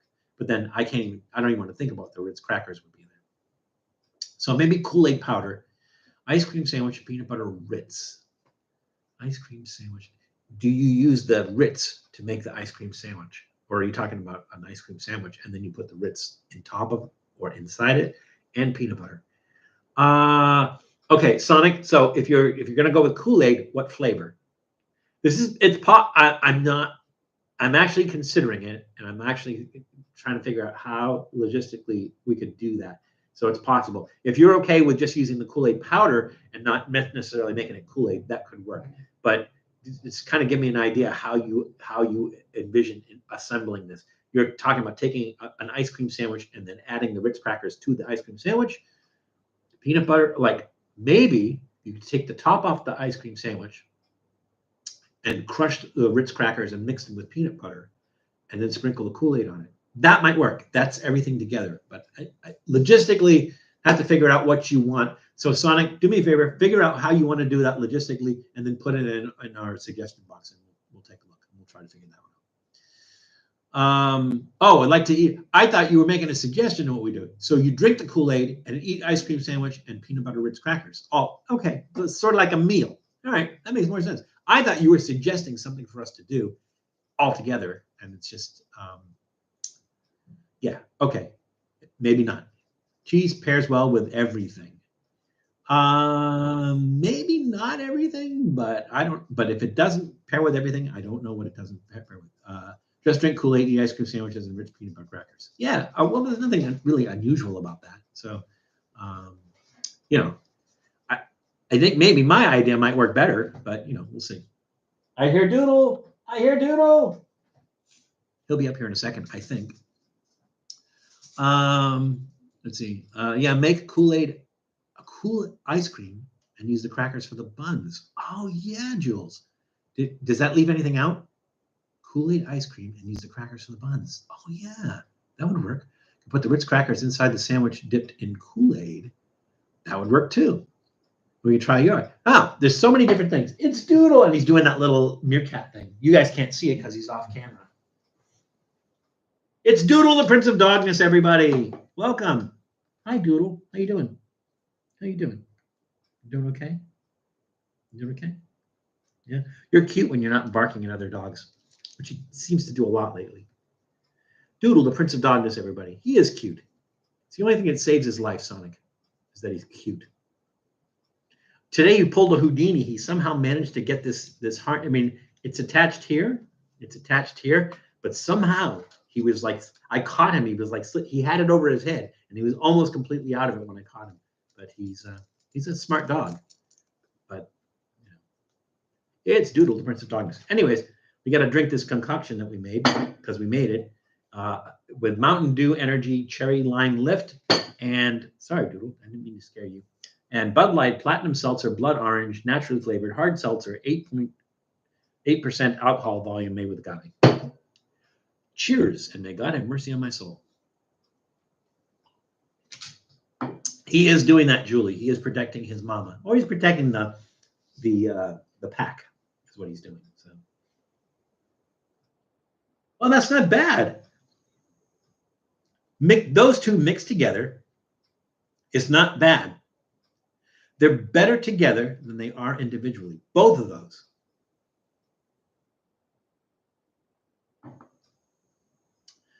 That's just it. You'd have to use these as mixers. That's the trick.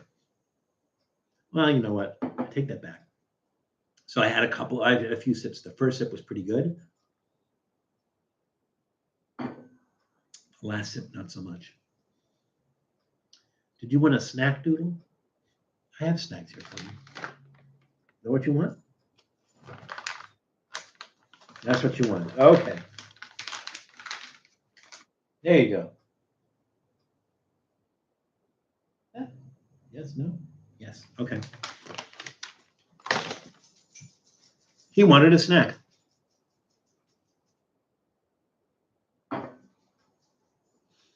Hmm.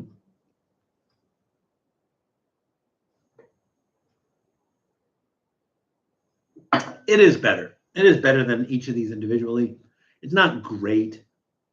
I said there's some thumbs in the middle on this one. Like if somebody served this drink, those two mixed together, somebody served that to me, I would say like, okay, thank you, and I would drink it, but I wouldn't ask for a second one. Thumbs in the middle. Not too bad.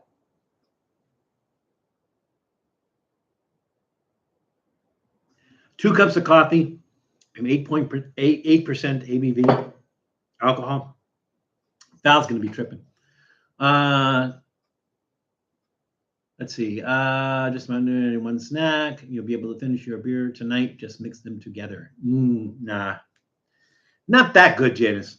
Okay, but not that good. Not good enough. I have a beer in the refrigerator. What I will do is I will film it as a short, and then once I open it up, I will enjoy that. So that's just not going to work. This is not going to work. All right, let's do a snack. So we'll read a question, and the question is, who serves up figgy pudding in Charles Dickens' A Christmas Carol? Again, who serves up the figgy pudding in Charles Dickens' A Christmas Carol? It goes over there. Let's do these next. These are, the company is Pichirilo, I believe. Pichirilo de Tijuas. And Pichirilo de Tijuas means Pichirilo from Tijuana. These are made in Tijuana. Semillas de calabaza doraditas, which is, I think it's like roasted, salted pumpkin seeds, golden pumpkin seeds. So, golden pumpkin seeds is what it is. They're pumpkin seeds. I was hoping they had a different flavor. Oh, that opened way too easy. I got these at a liquor store. Liquor? Now, those are some big pumpkin seeds. I mean, usually like if I'm carving a pumpkin at Halloween, I roast the pumpkin seeds in the oven, but I don't remember them being this big. This is big for a pumpkin seed. Now, there's several ways to eat these. One is to pop it in your mouth, break it open, kind of work the nut out of the shell, then spit the shell out, just like you do with sunflower seeds. But there's an easier way.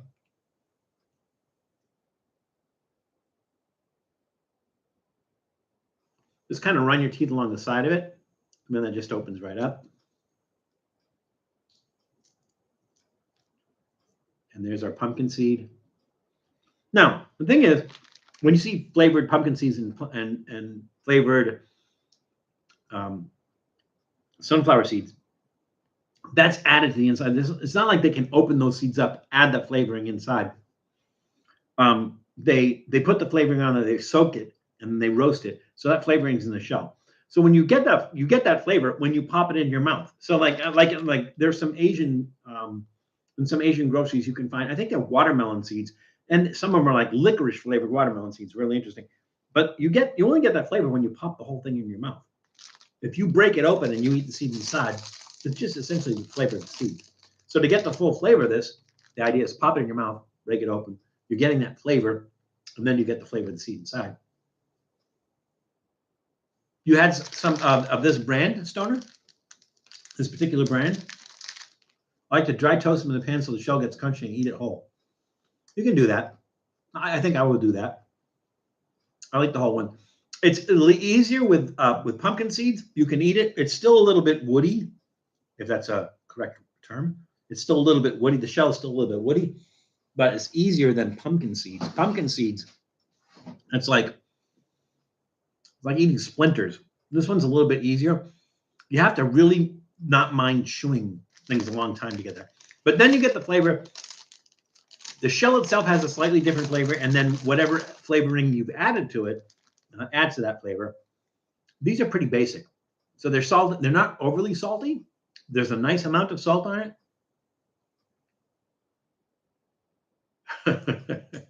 That platinum is creeping in slowly.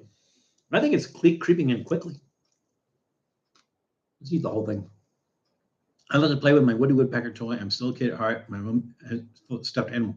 Is the Woody Woodpecker a stuffed animal? I would think like it would be something like, would it make a noise? You know, like made out of wood so that you like hit it against a desk or something that would make that, you know, woodpecker sound. Have you guys ever heard a woodpecker? Have you guys like ever had like a woodpecker outside your window, like hitting on a tree? One of the strangest sounds I ever heard is one of the places I worked, they had those metal street lights out in the parking lot, you know, to light up the parking lot. And there was a woodpecker who was trying to get through the metal street, the top of the metal street light. And all I could hear is tick, tick, tick, tick, tick, like hit him tapping on the top of the metal street light.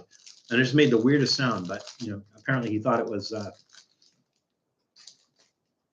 it was wood or something, but it made a crazy sound. When you toast Michelle becomes edible and tastes like popcorn. Oh, okay. And I guess like if you're going to do that, you're going to roast them stoner. Do you add anything else for flavor? This is Eli, by the way.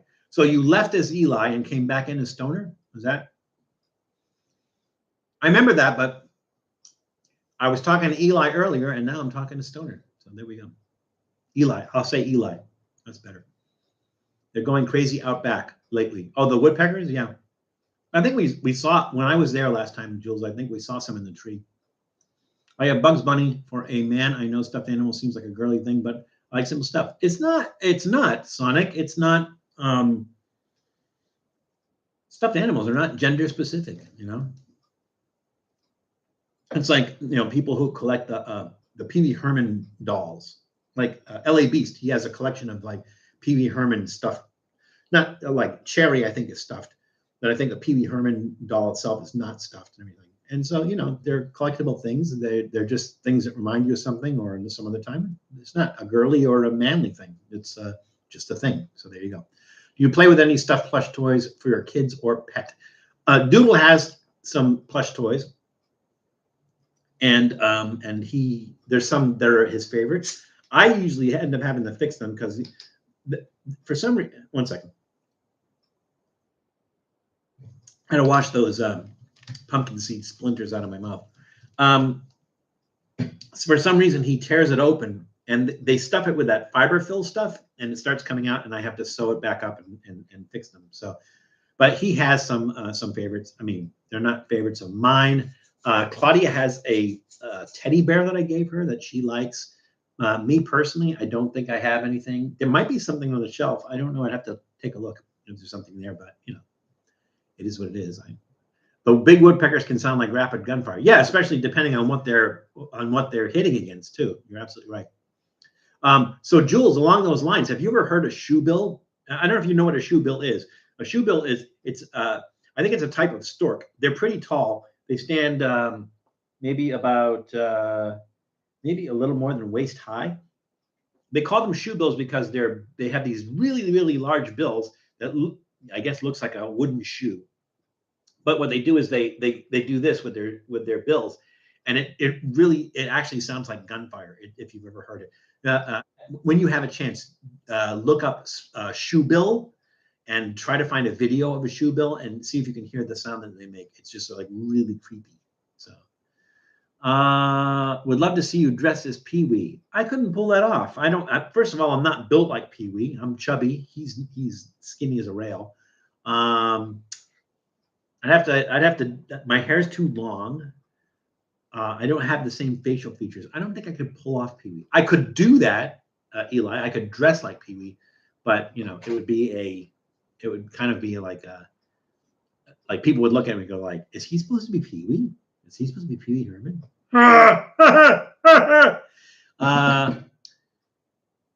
They're awesome and terrifying. I think they get to like 5 feet. Really, I didn't know they got that tall. You're talking about shoebills, right, Jules? Yeah, I didn't know they could get that tall.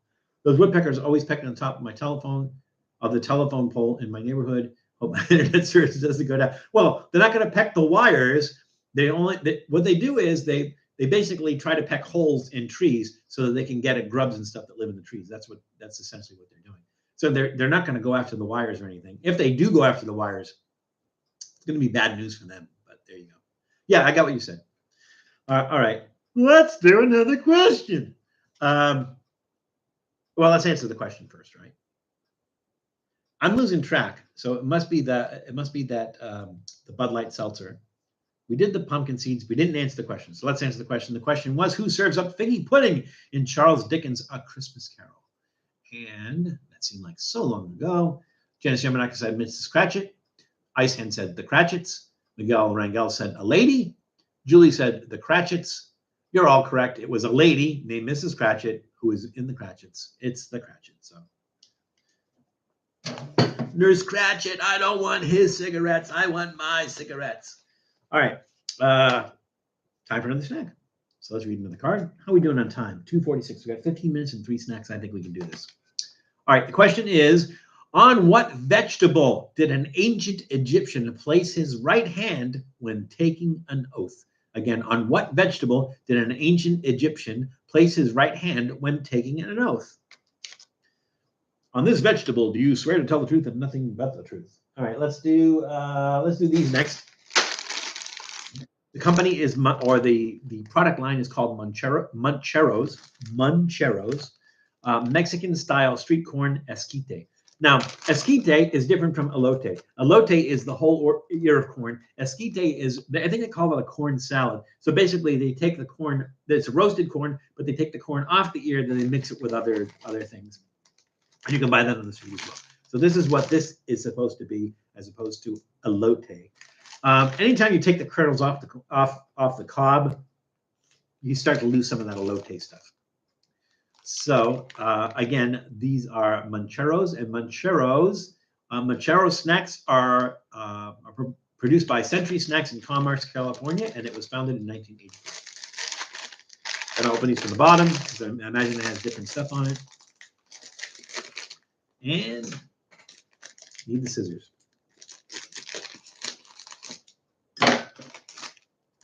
So Jared, I know you are, but what am I? Ooh, these look weird. They don't look like dry and roasted. They look like they have some moisture to them. And you can see the spices on them.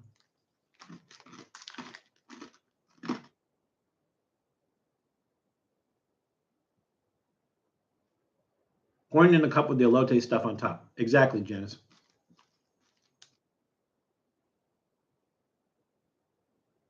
That's interesting. They're not quite as dry as like corn nuts. There's a like a pepper spice to there. It has a little bit of a kick. They're slightly salty. They're buttery.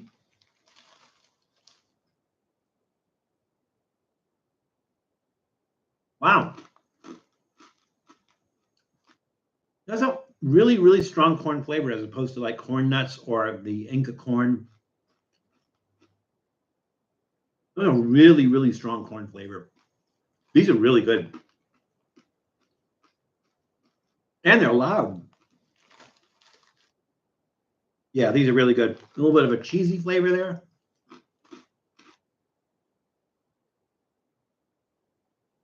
The more you eat them, the more those other flavors come out, but you still never lose that corn flavor. That's really good. That's a thumbs up. Those are definitely really, really good. I had those. I had pork chops and grilled shrimp today. I went to Red Lobster. How was it, Sonic? I haven't been to Red Lobster in a long time. I hope it got better because it used to be not very good. Yeah, crunch, crunch, crunch. So obviously somebody's not home, Jules. I'd only swear on garlic, the god tier veggie. True. Go back to the question on what vegetable did ancient Egyptians place? On what vegetable did an ancient Egyptian place his right hand when taking an oath? See, Ice Hand said onion. Sonic said fig leaf. Janice said onion. Julie said beet. Miguel Rangel said onion. Sonic said banana leaf. Wow, a lot of interesting guesses. I said fig leek. What's that? Fig leaf. It's an onion. It's an onion. Its round shape symbolizes eternity. Onion is not the only thing that's round, though. But maybe in Egypt, that's the only thing they had that was round. But they swore an oath on. Do you swear on this onion to tell the truth, the whole truth, and nothing but the truth? I do, sir. All right. I think Janice, you did that on one of the shorts that I did too. You posted that. So. All right, 2 snacks left. 10 minutes. We can do this. We just got to pick up the pace a little bit. And the question is, what type of? Oh, come on, really? I'm going to ask it anyway. I don't care. What type of alcohol is a margarita made with? That's a giveaway. What type of alcohol is a margarita made with? Let's do these next. Turkey Creek snacks. We've done Turkey Creek snacks before, a bunch of different ones. They're famous for their chicharrones. These are skinny cracklins, chili lime flavored chicharrones, fried out pork fat with attached skin. Let's see, any details on that? Yeah, Turkey Creek Snacks was founded by Gail and Laddie Fulcher in Thomaston, Georgia in 1977 and was acquired by Benestar Brands in 2019. Now it's pigskin. It's pigskin time. Doesn't smell funky. It looks funky though, because it has a little bit of the pork skin on it, which typically typically it's only one texture. This is like multiple textures. Oh, that's crunchy as hell. That was really crunchy.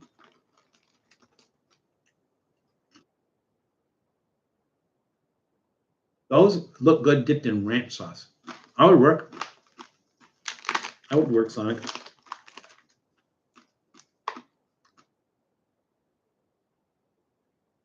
These are good. Sometimes when you eat these, they have that kind of greasiness that it puts on your tongue. But these, not so much. Nice crunch, nice flavor, nice level of spice. Thumbs up. Are they the best chicharron or cracklins that I've had? No. But they're good. So, thumbs up. Our question was, what type of alcohol is margarita made with? And let's see, Julie said tequila. Janice said tequila. Jared said tequila. Miguel Rangel said tequila. Julie then said tequila. Isan said fermented margie juice, which is probably tequila. I've already got it right. It's tequila. Carl's Jr. now has a snack pack for $4.99. Onion rings, jalapeno poppers, and French fries. That sounds good. Those are things that are normally on their menu, correct? I don't know about the jalapeno poppers, but Sonic, are those 3 things normally on the Carl's Jr. menu? I want to eat that with a Western bacon cheeseburger. My only thing I don't like about Carl's Jr. is that you see the picture of what that thing is that you're ordering, and then you open up the paper when you get it, and you're like, this is what I ordered? You know, it never looks like it's supposed to look like. So anyways, yes, tequila. All right. One more snack and 7 minutes to go. I think we can do this. So the question is, in what century were bananas first sold in London? Again, in which century were bananas first sold in London? You get some of that crackling out of my throat.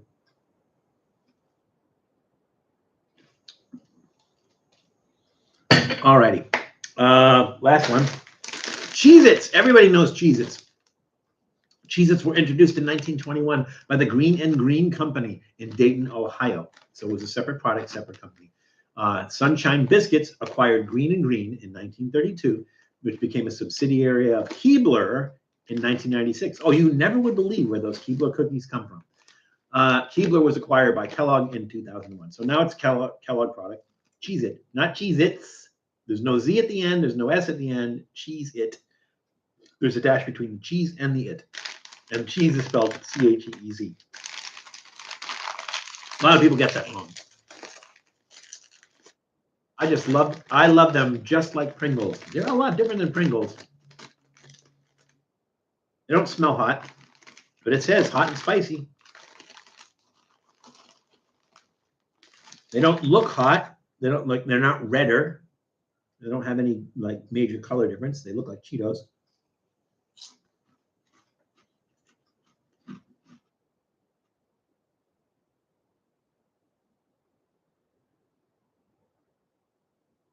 It tastes like Cheetos. There's an underlying jalapeno taste there.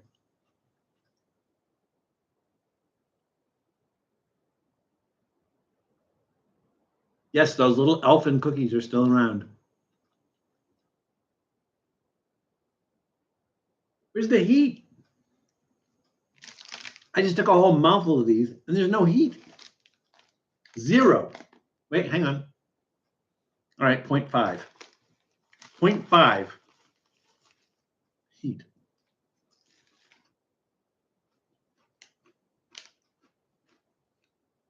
I get the spiciness. There's more spiciness to it. Heat? None. None whatsoever. That is going to, they're okay. It's a nice snack. It's not that big a departure from Cheetos, so it doesn't suck, but it's going to get a thumbs down trending upward or a thumbs in the middle trending downward, whatever you want to call this. Just take hot off there because it's not. So there we go. All right. Our question was, in which century were bananas first sold in London? Miguel Rangel said 1800, which was the 17th century. Isan said 18th century. Julie said the Paleo Quad era. Tom goes away for 5 minutes and everybody starts taking over on the quads. Jared Tierno said 18th century. Jen Shamrock said 17th century. It is, in fact, the 17th century, which is the 1800s, 17th century. Bananas were first sold in London. Now, there's a whole discussion about bananas. We're not going to have it today, but there's a whole discussion about bananas. The one that we eat today, the one that we go to the grocery store, is the Cavendish one, but there used to be dozens and dozens of varieties of different bananas.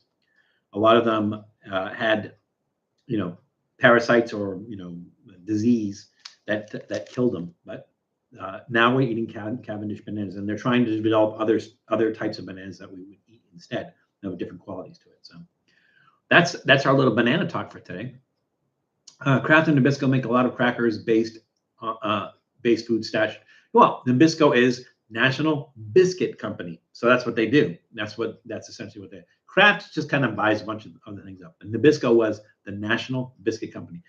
Coming up, Nabisco was known for the Fig Newton, and we have an episode coming up. I think it's in 1 week or 2 weeks, where we visit the site where the Fig Newton was invented by the National Biscuit Company. Thinking about having a beer. Bud Light is off the menu. Falcon, you're new here, so I'll just kind of go over the ground rules right off the bat. Is that two things that we don't talk about here: politics and religion, because everybody has their own opinion on it, and it doesn't work. We'd end up spending 2 hours talking about that, so we're not going to do that. So just a word of warning on coming in. I know you're new, so welcome to the team, but just wanted to let you know we're not talking politics and we're not talking religion. So thank you and welcome. There we go. Janice, I just wanted to give Falcon that little heads up because I think he's new to the chat, and so he probably doesn't know that. So just wanted to give that to him. So give him say, hey, Lola, you have joined. It is 2:59. We have 1 minute left. I always love seeing you. I'm glad you could join us. We get like 1 minute left. But just remember, you could always watch it in playback. So there it is. Lola Debney, everybody. I've not seen you in a while. I'm glad you could make it. I'm going to leave this up to you guys. Do you guys want me to, I usually throw everything together at the end of it, but it'll be another like 5 minutes or so. You guys want to hang out? You guys want me to do that? Or are you guys good? 1 minute left to say what to say. Exactly. Playback for me. All right. Well, Lola, again, you can catch the end of it and everything. Always good to see you. Glad you could join us. So he says we're good. Miguel says yes, but which hang out, put it all together. All right. Everybody wants me to put it all together, so we will do that. It won't take very long, maybe 5 minutes. So we're going to start with our Turkey Creek Snacks Skinny Cracklins Chili Lime. I'm going to break that up a little bit if we can. Yeah, we can. And we will. And we did. We need a name for that trippy concoction. We do. I know that that when Reckless Eating used to do it on their main show, they used to call it Skank Concoction. It doesn't kind of work here. You know what I would love to call it? So there was an episode of The Odd Couple. This was with Tony Randall and Jack Klugman. And Jack Klugman cooked. He made something for dinner, and it had sardines and whipped cream or something else in that, right? And Felix came home and he goes, "What do you call this melange?" And he goes, "Well," and Oscar says, "Well, I was going to call it goop, but I like your name better. I'm going to call it goop melange." So I think that's what we're going to do. We're going to call this in honor of The Odd Couple, the TV show. In honor of the Odd Couple, we're going to call this concoction that we make at the end of every live stream, we're going to call it goop melange. So thank you for the idea, Eli. The Mexican-style street corn, esquite. Coated popcorn, peanuts, and a prize. That's what you get with Cracker Jack. See if I can crush the popcorn. Not easily. Just to put it in as is. Same with the pumpkin seeds. I'm not going to dehull them or whatever you call that. Just going to put them in as is. Where's the toy?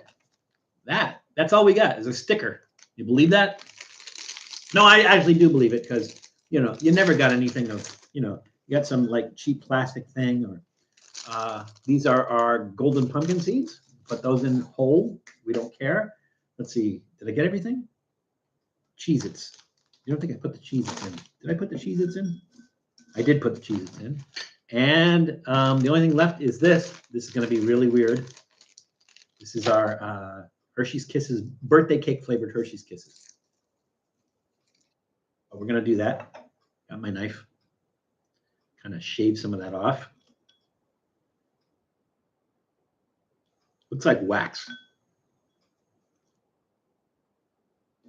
I think I better put another one in there. All they give is stickers or tattoos. Yeah, something that fits these. They used to have like little plastic toys, Jules. Little flat plastic toys, you know, little fobs and stuff like that.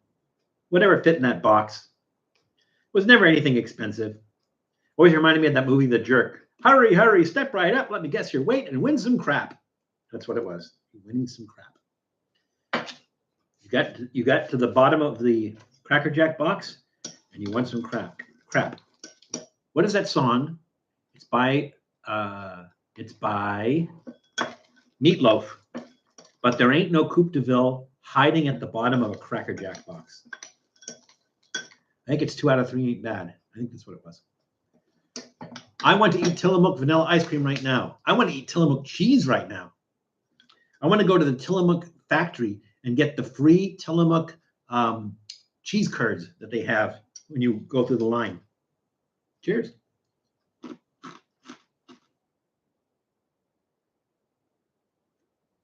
There's some saltiness happening there. There's some sweetness, but it's not crazy sweet. About the only thing that really stands out as far as sweet is the Hershey's Kisses.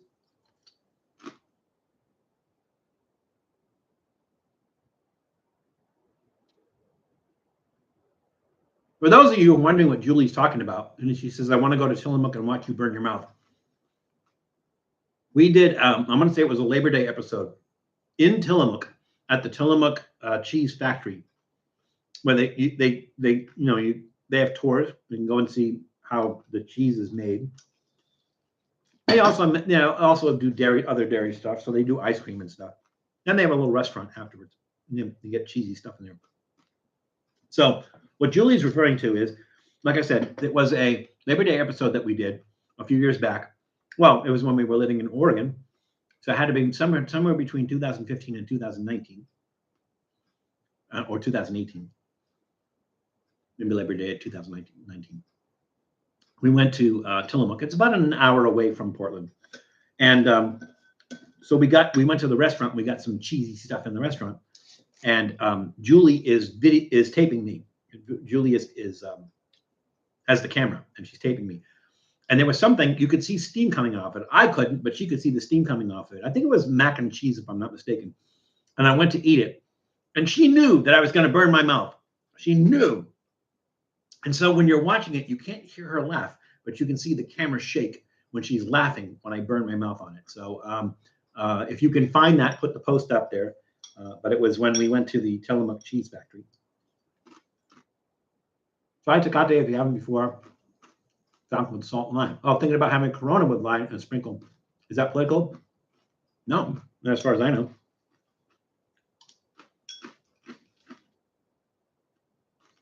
My thought about that, though, is if you have to put lime and salt in something to make it taste better, maybe find something that tastes better. But there's some beers that are made that actually have the lime and salt already in it. And there's some, and even Corona makes some better stuff. Like Falcon, try it with Corona Familiar. For some reason, I don't know what the difference is between the Corona and the Corona Familiar, but the Corona Familiar, to me, tastes better. So this is sweet. It's not overly salty. Mixing everything together makes the shells on the pumpkin seeds kind of break down a little bit easier.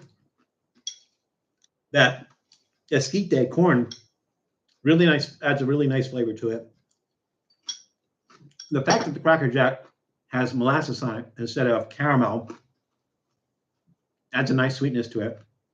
That makes it a thumbs up. My Goût Mélange, thumbs up. There we go. So I appreciate you guys giving me an extra few minutes to do this. Familiar is in a brown bottle, so it doesn't skunk as much as the Corona. Oh, so it's pretty much the same thing, Eli. Is that right? Just squeeze some lime over my grilled shrimp and pork chops. Wow. Never tried on the grilled shrimp. I've had that. I've never had it on pork chops. That sounds really interesting. Tahini is a great spice for that reason, Sonic. So good. Yeah, tahini is salt, lime, and chili kind of mixed together as a powder. It's really useful and stuff like that. So I'm gonna give this a thumbs up. Again, I appreciate you guys hanging out and doing this. I'm drinking a Land Shark and it doesn't need a lime. There you go, Jared. Talking to Miguel, I think it's time we stop the whole Bud Light controversy talk, and I have stopped. Yeah, but you just started up again, Sonic. So you stopped and you started back up again. So just drop it. Thank you, Janice. Janice posted the Labor Day special episode at Tillamook. So if you want to watch me burn my mouth, it's there. Follow that. All right. So again, I thank you so much for hanging out with me. Again, I always say this. I probably sound like a broken record, but I don't care. This is the high point of my week. I love this. I love every Saturday or Sunday when your beautiful wife. Oh, what about my beautiful wife? Where's your beautiful wife? Well, she doesn't come onto the live streams. She kind of lets me do my thing. She had to go out and exchange some stuff, so she might still be out there, but either way, and she does watch. And Doodle's around here somewhere too. He came in for 2 snacks, so he doesn't stay for the whole time. He used to at the beginning, but now he gets bored with it. But again, I appreciate every one of you for joining us. I love the camaraderie. I love the community that we've built here. I love you all. Seriously, I'm not making that up. I mean, I really, really mean this. I enjoy getting together with you. It's kind of like, you go over to a friend's house every week at the same time, and you just enjoy going over that friend's house and spending time with them. I feel the same way about you guys. So I thank you all so much. It's a great community. You guys are respectful. You guys are, it's just a great community, and I'm blessed to have you guys all join me every weekend. So I thank you so much. But just remember that it is crazy out there. So please be careful. Please take care of yourselves. Please take care of others. So we'll see you soon. Bye, everybody.